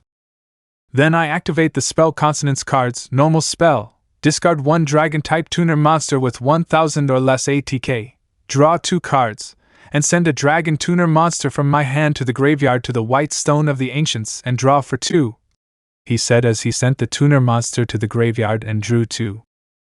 Now I activate Blue Eyes Spirit Dragon's ability and send it to the graveyard to special summon one light dragon-type synchro monster from my extra deck in defense position, except however, I have to destroy it during the end phase of this turn, but it won't matter, so I go ahead. Blue Eyes Silver Dragon, Light Attribute, Level 9. Dragon Synchro Effect. 1 tuner plus 1 or more non-tuner normal monsters. If this card is special summoned, Dragon-type monsters you currently control cannot be targeted or destroyed by a card effect until the end of the next turn. Once per turn, during your standby phase, you can target one normal monster in your graveyard. Special summon that target. ATK 2500/Def 3000, in defense mode. He said as Spirit Dragon was replaced by a Silver Dragon with deep blue eyes. Doc. Now that it's a powerful ability, throwing an extra powerful monster into the deck for another has a lot of advantages because anything the new card can do will stop whatever your opponent is planning. Alexis said. Yes, which is quite worrying to say the least, Bastion said, dreading the prospect of ever facing off against that deck. Yeah, no kidding, I mean it's Naruto's first turn and look at his field.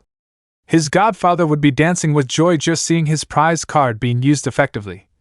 Cyrus added, receiving nods from the rest of the group.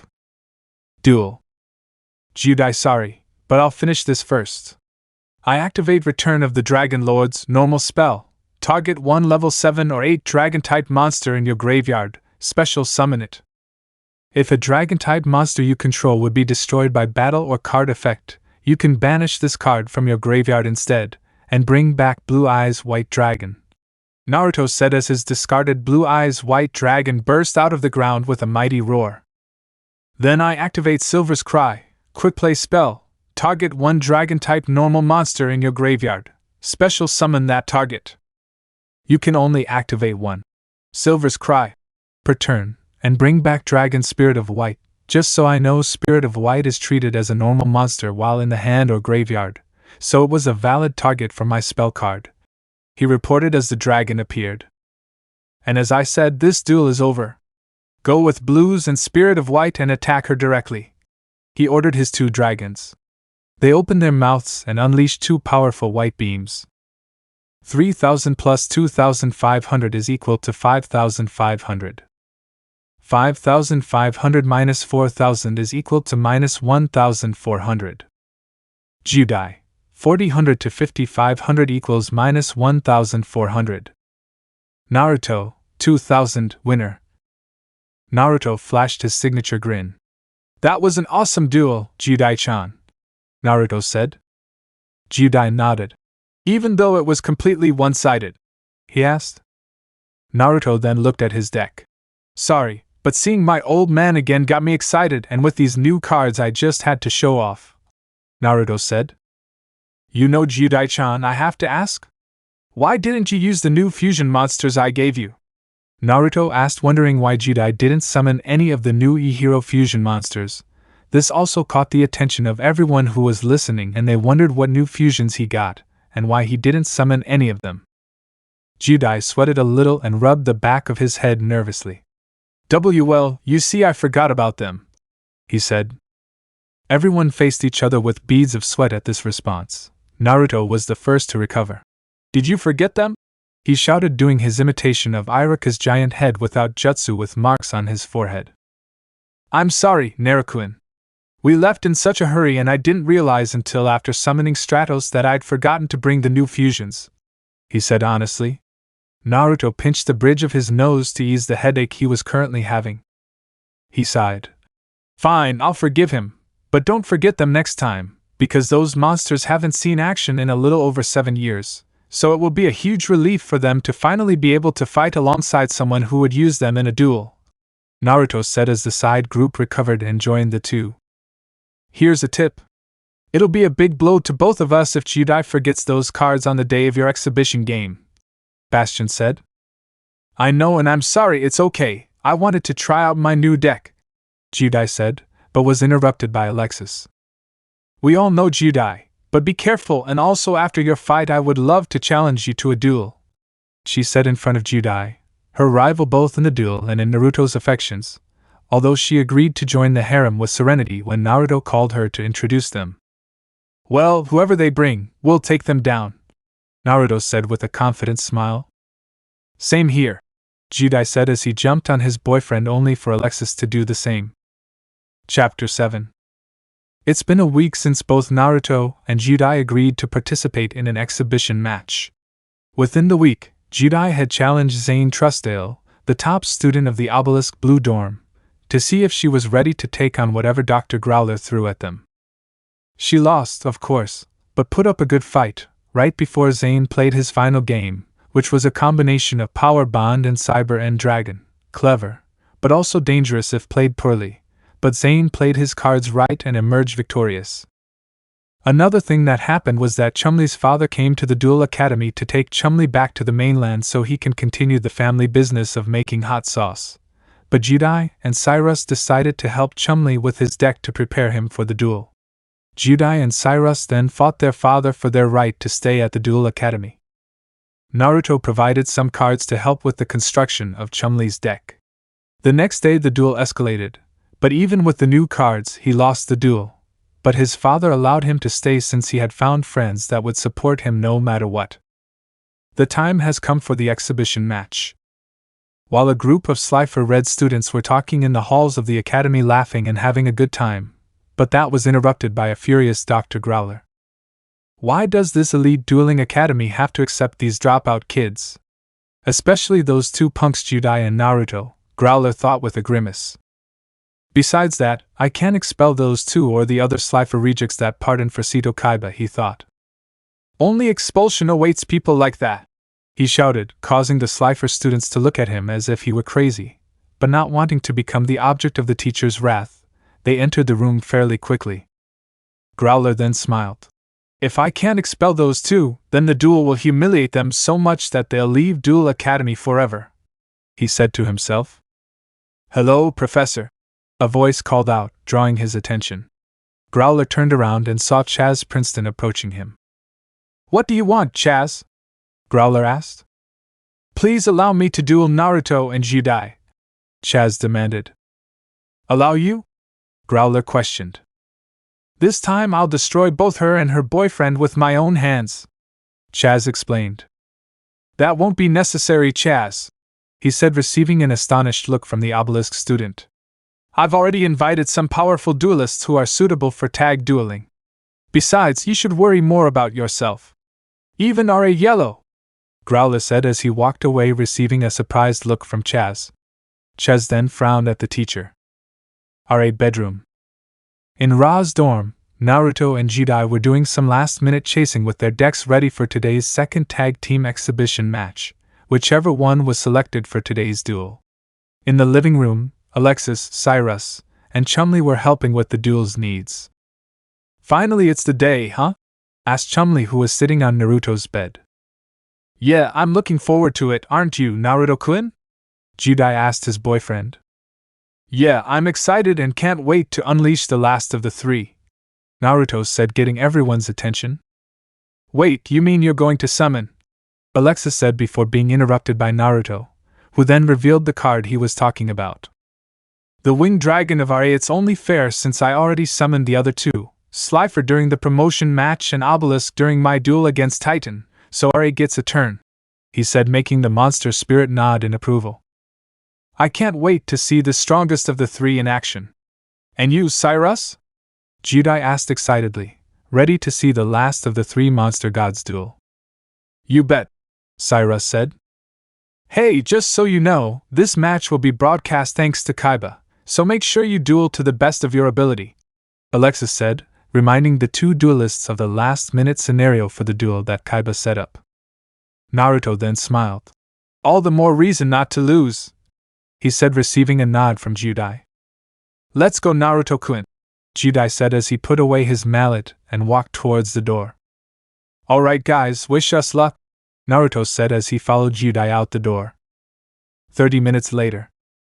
The dueling arena was packed with spectators, all here to watch the exhibition tag team match between Naruto Pegasus and Judai Yuki against whoever had been called up. Among the crowd, Bastion waited anxiously for the match to begin. So it finally begins, he said to himself in a serious tone as he crossed his arms in front of his chest. Tag duel, said a female voice calling his attention.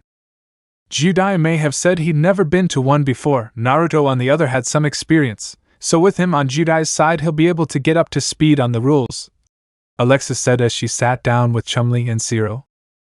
You are Alexis Rhodes from Obelisk Blue, the one who saw Naruto and Judai, and you must be his friends Cyrus Trustdale and Chumli Huffington, said Bastion. It seems you also have a connection with Naruto-kun and Judai-san, Alexis said. Oh, it's you again from when we started Duel Academy, Cyrus said. Correct to both of your statements, Bastion said, turning back to face the duel. It's my fault you're in this position, but thankfully this duel isn't about getting expelled. It's about seeing if the duelists of this academy are ready for whatever comes our way, he said, receiving a nod from Bastion. I wonder who they called for the game, Cyrus asked. Most likely they're professionals if the rumors are anything to go by, Bastion said in response to Cyrus' question. Elsewhere in the arena, Chaz sat frowning, knowing he wouldn't be fighting Judai and Naruto. He then noticed Naruto and Judai walking together towards the dueling ring. He then kicked one of the chairs in frustration at getting Reizu and Taiyo's attention. Wow! It sure is packed, Naruto-kun, and look at the cameras. It seems Kaiba kept his promise that this will be broadcast worldwide, Judai said in amazement. If there's one thing I know about my Koifu, it's that if he makes a promise or a declaration, he's going to do it because, in his words, screw the rules, I have money, he said, making Judai laugh at what his godfather would say in this situation. As the two walked towards the stadium, Chaz seethed with hatred towards the former Slifer duelist who defeated him in the promotion match. Judai Yuki! I want to crush that hitch with my bare hands, he said to himself. Naruto and Judai looked at the crowd and saw that Alexis, Cyrus, and Chumli had arrived and were sitting next to Bastion. The two greeted the group, and they greeted them back. As they made their way to their side of the ring, Zane looked at the two. Naruto-san, Judai-san, let's see if your dueling skills are up to par for today's match, he thought as he watched, waiting for the duel to begin. Well then, we'll begin this exhibition tag duel, Growler announced. So, will they be facing off against a master or a student of Obelisk Blue, or could you be the one to take care of things again? Chancellor Shepard asked. Not quite. We're having this duel to demonstrate how fair our students are against those with outside experience, and their opponents must be duelists fit for the task, the doctor said, responding to his boss. So, Shepard said with stars in her eyes. To provide the appropriate challenge, I've invited a legendary duelist, Growler said. Then, behind the duo, two figures circled above them. What? Judai said. The green and orange blurs of summer waved until they were on the other side of the dueling arena. This caught everyone's attention. They then turned around and landed behind them.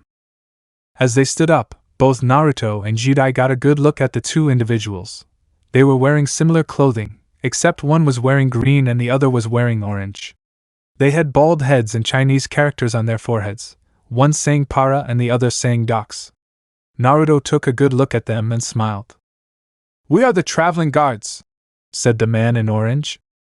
The Paradox Brothers, said the green man. Wow, is this a Hong Kong movie? Judai asked. No, Judai are Para and Dox, also known as the Paradox Brothers. They dueled against my god brother during the Duelist Kingdom tournament, where Yugi was crowned king of games. Naruto informed Judai about who they were. Wow, how do you know them? She asked. Pegasus hired them to be the guardians of the secret path to the castle, and they were my mentors in learning how to duel, he said as he went to greet his former teachers.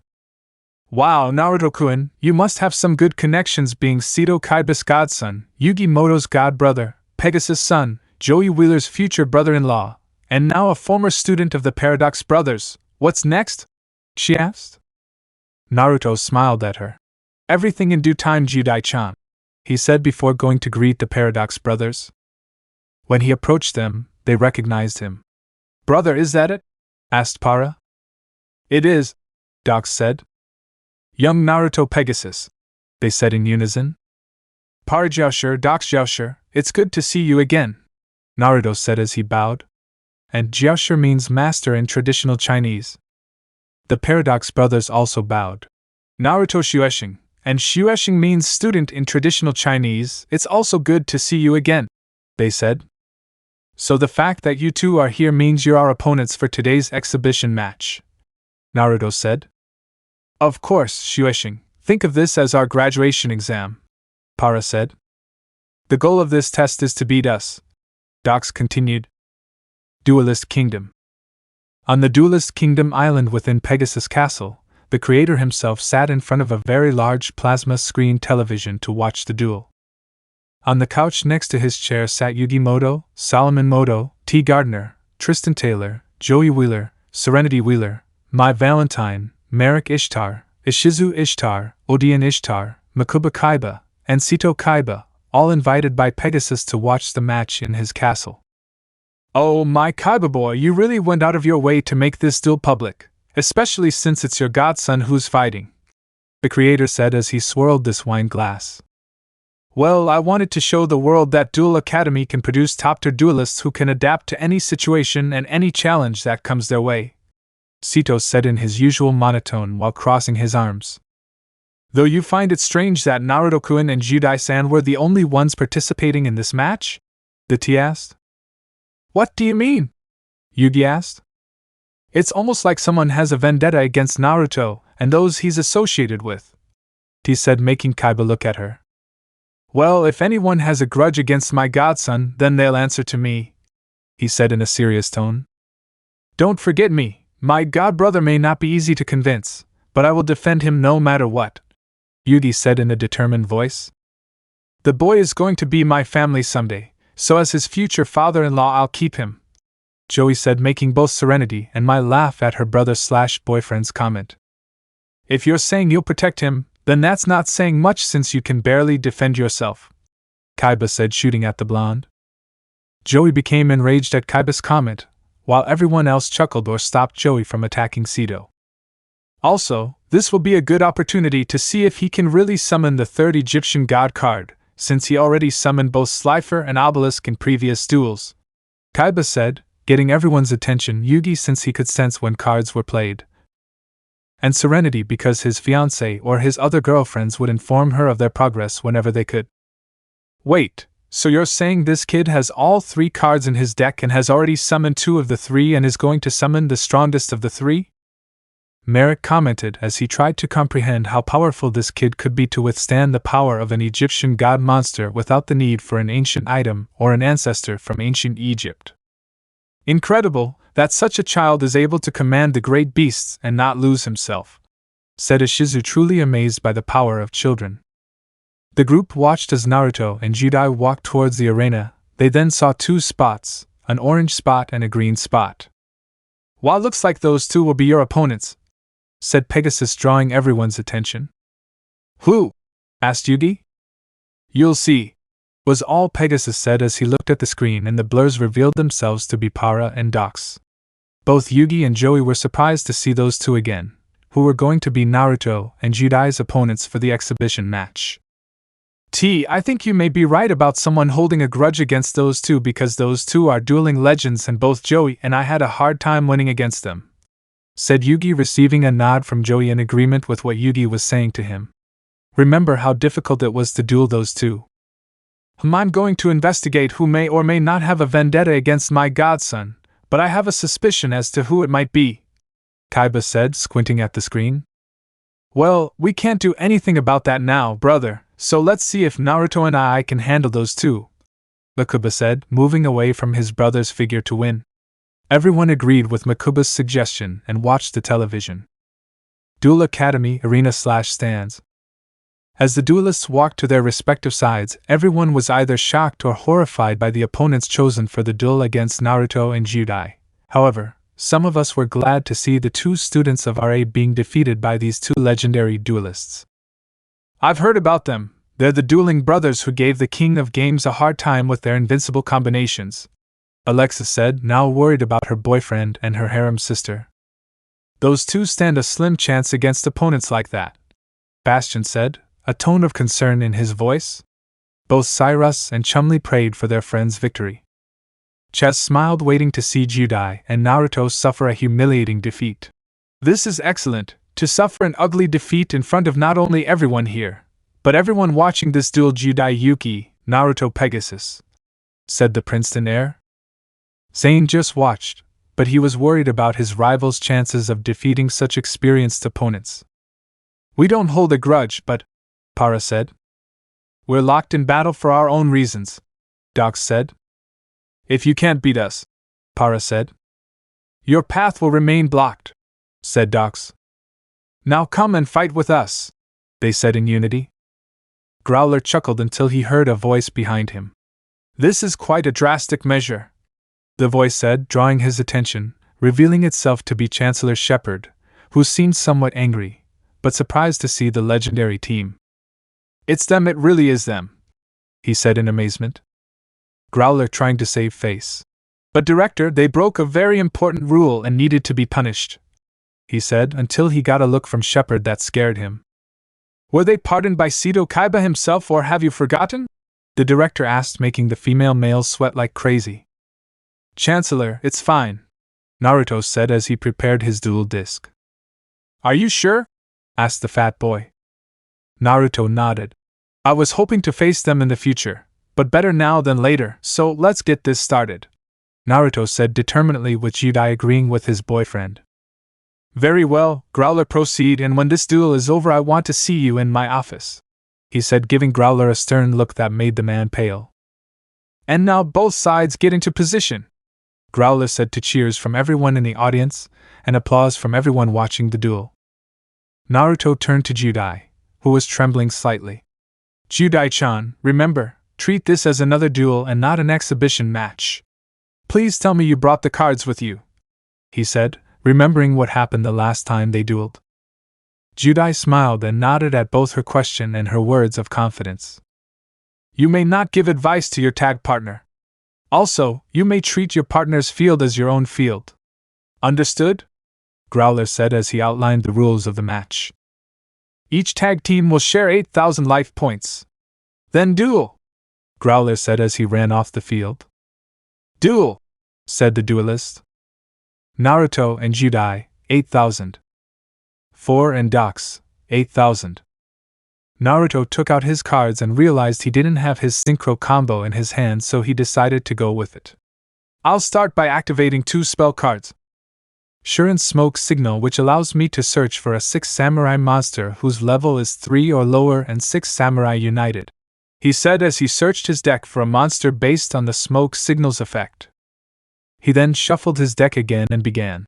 Next, I summoned the legendary 6 samurai Kajiki, 200/2000, and activate its special ability. You see, when this card is normal summoned, I can special summon one level 4 or lower 6 samurai monster from my hand, also while I control a face-up 6 samurai monster with a different name. This card gains 1500 ATK. 6 legendary samurai Shurnai, level 3, water attribute, warrior/effect, attack, 1500/defense, 1500 if you control a face-up. 6 legendary samurai Mizuho. You can special summon this card from your hand. If this card is tribute, target 1 6 samurai monster in your graveyard, and add it to your hand except 6 legendary samurai Shurnai. In attack mode, and activate the effect of 6 samurai united and send it to the graveyard to draw 2 cards, said Naruto as he placed the spell card into the discard pile and drew 2 new cards.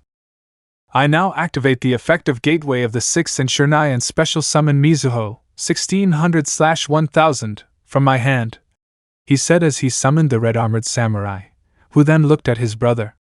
It's good to see you coming out, Oniai-san, said Mizuho, receiving a nod from the blue-armored warrior. Get off and finish my turn, she said, ending her turn.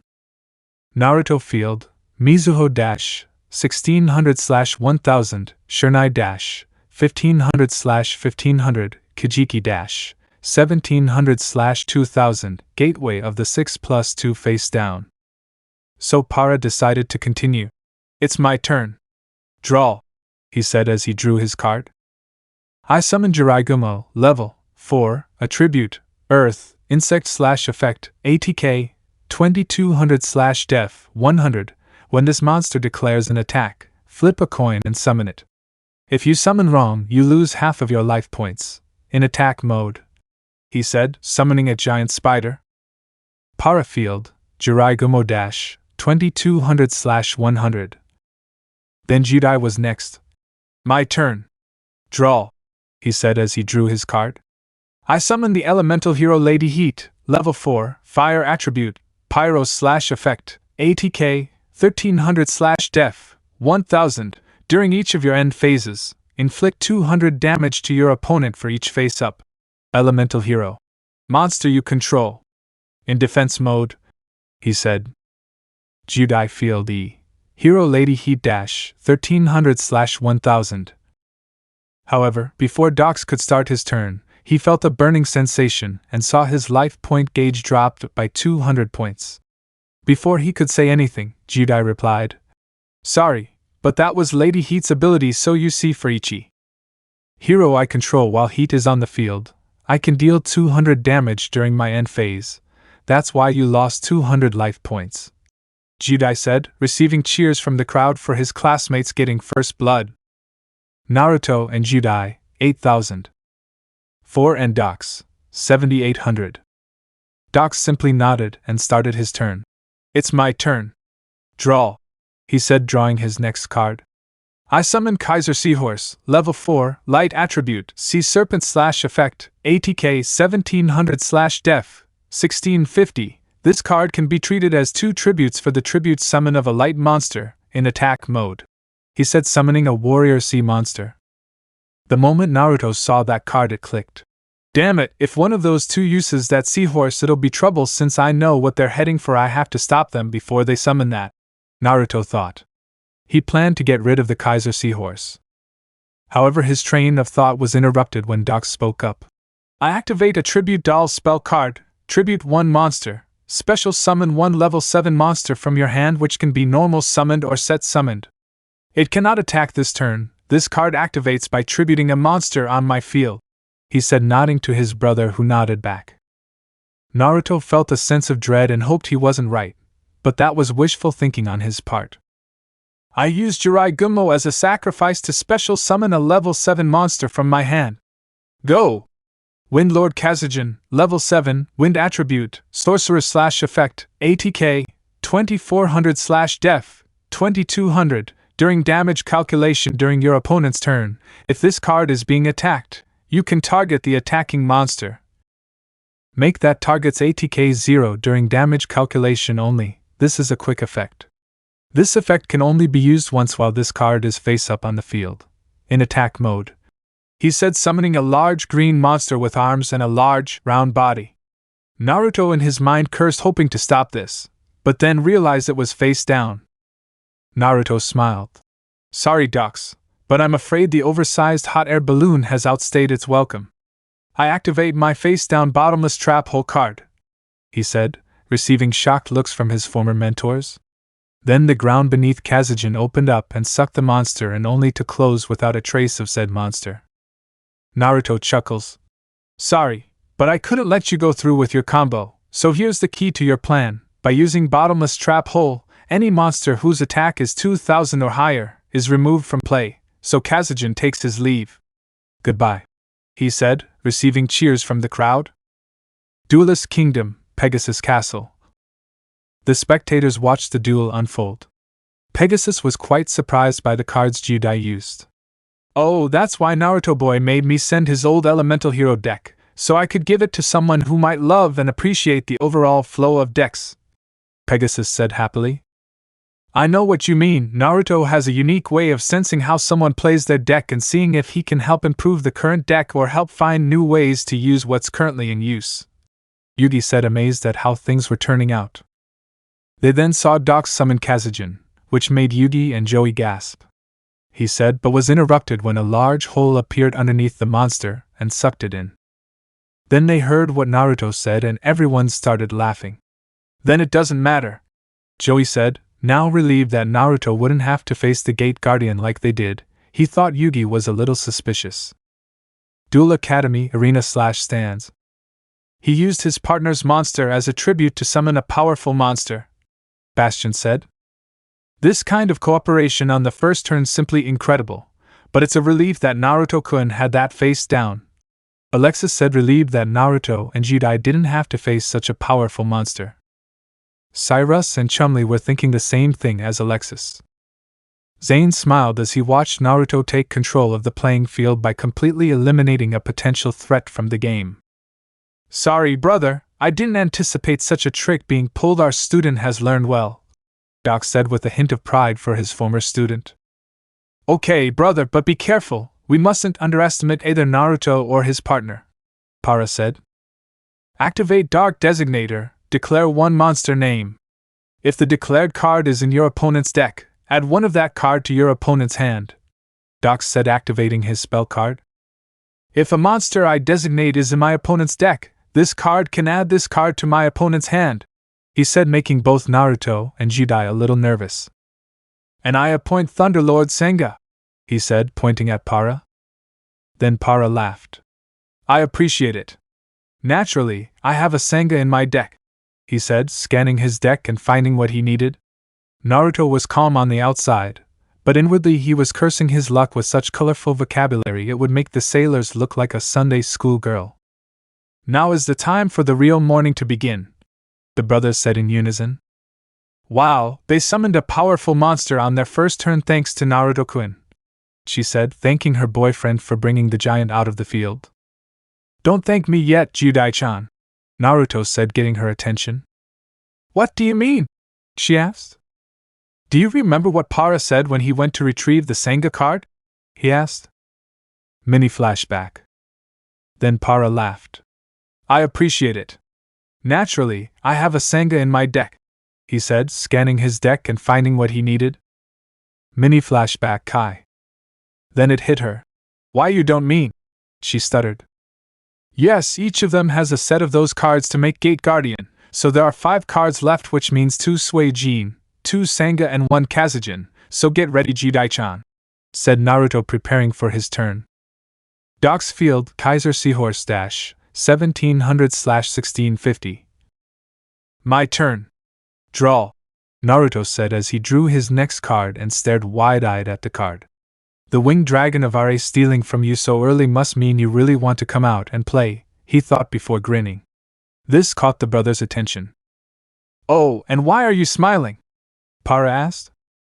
I just drew the one card that will turn this duel completely one-sided, he said, making everyone look at him. However, first I need to set up the field, so I'll activate Pot of Greed and draw 2 cards. He took out the 2 cards. Then I special summon the legendary 6 Samurai Kizan, 1800/500, and the Grand Master of the 6, 2100/800, in attack mode, Naruto said, summoning his warrior monsters. Now I activate Kizan's effect so you see if I control 2 or more face-up 6 Samurai monsters. This card gains 380k in DF, so my Kizan becomes stronger, he said. Kizan, ATK 1800 plus 300 is equal to 2100 def 500 plus 300 is equal to 800. Kizan, 2100/800. Now the stage is set for me to summon the most powerful card in my entire deck, he said as he took the card and held it in the air as it began to glow. Everyone was amazed at what he meant by that. I sacrifice Grandmaster, Kizan, and Kajiki to summon the mighty winged dragon of Ra, he said as he slapped the card onto his dual disc. Grandmaster, 2100/800, plus Kizan, 2100/800, plus Kajiki, 1700/2000, equals the winged dragon of Ra, 5900/3600. What? They all screamed as a beam of light burst behind Naruto. As the light faded, a giant golden ball was revealed floating right above Naruto. At first there was silence, but then laughter came from the obelisk blue students, thinking that Ra's student had summoned the great beast, but all he got was a giant, glowing disco ball. However, those who paid attention in class knew that Ra was so powerful that upon being summoned he was sealed away until the chant was said to release him from his own prison, and the only ones who knew were Merrick, the original holder of the card, and Yugi Moto, who acquired the card in the Battle City Finals. Naruto crossed his arms and began to speak. Almighty protector of the sun and the sky, I beg you, please hear my cry, he began to chant. As he did so, the orb began to transform into the great beast. "Transform from the orb of light and bring me victory in this fight," he said as the orb took on more of the appearance of its released form. "And I beg you to honor our humble game, but first I will call out your name," he said as the orb erupted in a powerful flash of light that blinded everyone. "Winged Dragon of Ra!" he shouted as he spread his arms, and from the light a loud crash was heard.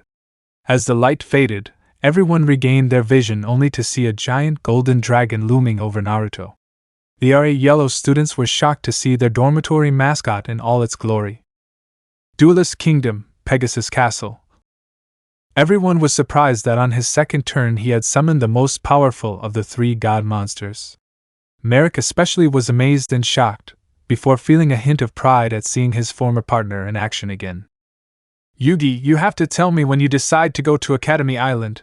I want to meet this boy," said the young Ishtar, receiving a nod from Yugi and a smile from both his adoptive brother and sister, happy to see Merrick wanting to befriend the young blonde on screen. "I'm pretty sure he'd challenge you to a duel, so make sure you have your deck ready," Yugi said, receiving a nod from Merrick. "Oh yeah, now this duel has gone completely one-sided. I feel sorry for the brothers," Tristan said with everyone agreeing with him. Duel Academy Arena/stands. The brother was completely terrified because not only did his former student summon an Egyptian god monster, but Para was completely vulnerable to a direct attack should Naruto attack him. Naruto stared at the powerful beast, and the creature looked at its summoner, and nodded saying it was ready to fight. "Alright, let's see how much damage we can do. Go Winged Dragon of Ra, attack Para directly with Solar Flare Blast," Naruto ordered the golden dragon. The ring on the creature's back began to glow, and then formed a miniature sun on its back only for it to be sucked into its mouth and fired at Para, who was too shocked to even move. Para took the blast head on, and the attack made an explosion upon impact. Naruto and Judai, 8,000. Para and Dux, 7,800 minus 5,900 is equal to 1,900, Para defeated. When the smoke cleared, Para was lying face up on the ground, unconscious, and Dux was completely terrified by the power the creature before him held. But judging by the look on his former student's face, he was far from finished. "Dux, I'm calling it, final shift," he said, getting everyone's attention, especially Judai's. "I now pay 1,000 life points to activate Ra's ability, so you see by paying the amount, RA can destroy a monster on the field and I choose your Kaiser Seahorse as the target," he said, pointing at Dux's monster only for it to receive a miniature sun through its gut, thus destroying it.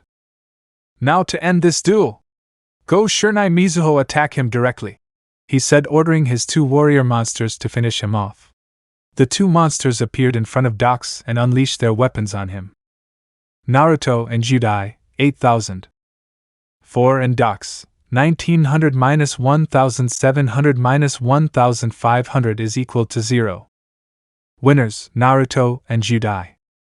The duel ended with Naruto and Judai as the victors.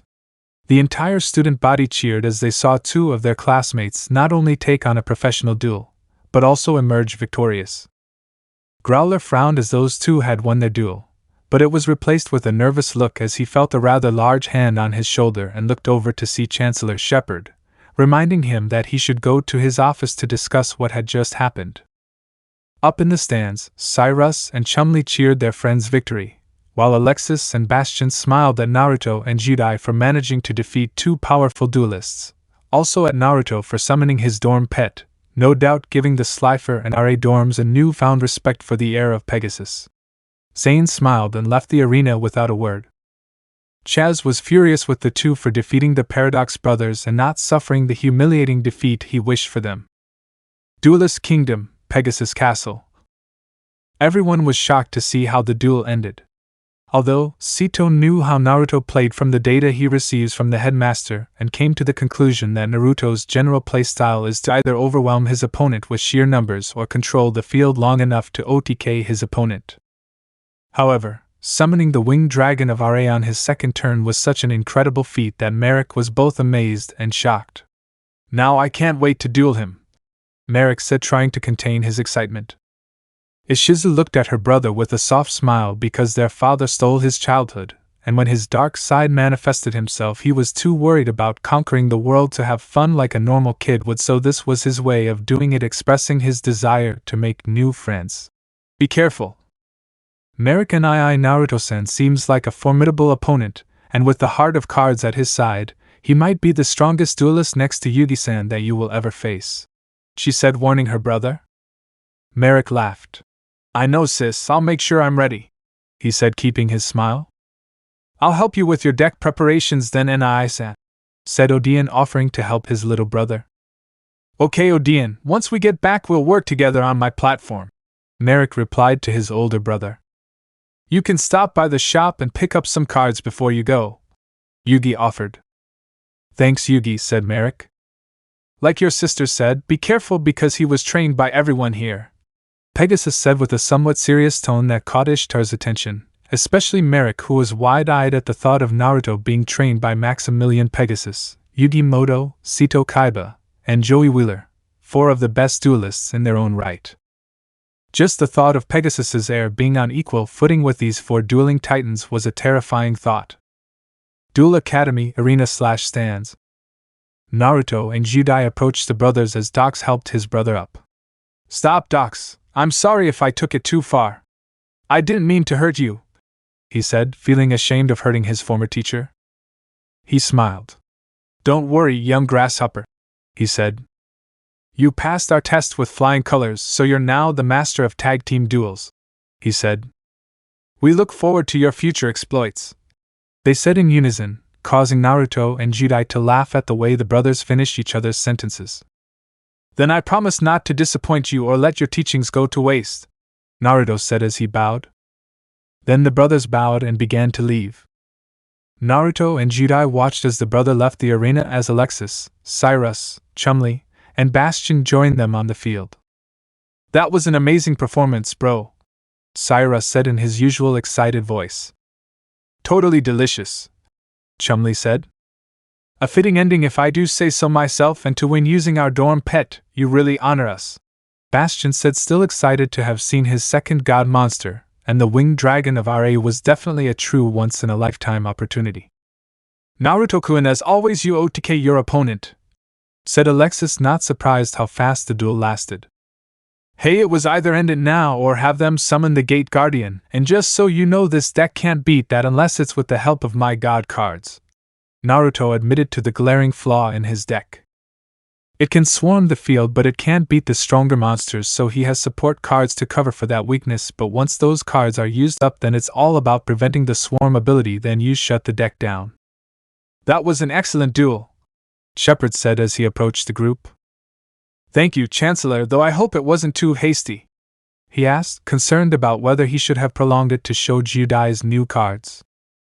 It's fine, at least this duel proved that there are young and powerful duelists here at the Academy, and who knows, maybe we'll get a new batch of potential duelists, he said with a smile in his eyes.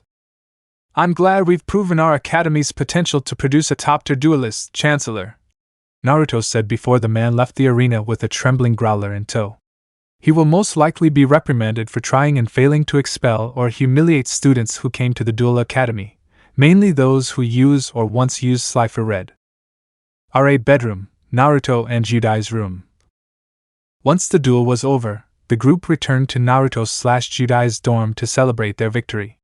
It started off as a pleasant reunion with Bastion, thanking him for summoning RA and supporting their dorm. Chumli brought over his homemade skewers covered in his father's famous hot sauce. Apparently, only Naruto and Chumli were allowed to eat them because they were too hot. About an hour later, a very tired Chumli carried a sleeping Cyrus back to the Slifer dorm while Bastion decided to head back to his dorm, leaving Naruto, Judai, and Alexis alone.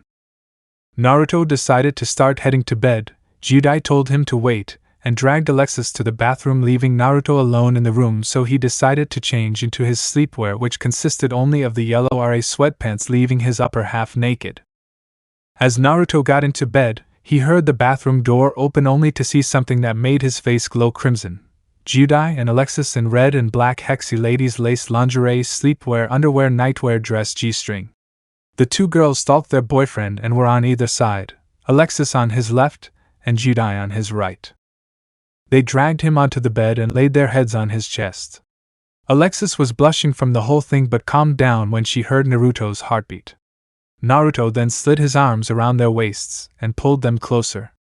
"Good, my dueling angels," he said before closing his eyes. "Good night, our future king of games," they said in unison before turning off the lamps on the nightstands and following Naruto into dreamland. Let me know in the comments below if you guys want the next part. Also check out my other video that has been shown and left. Thank you for watching. If you enjoyed this video please like and share this video. And have a fantastic day. Bye.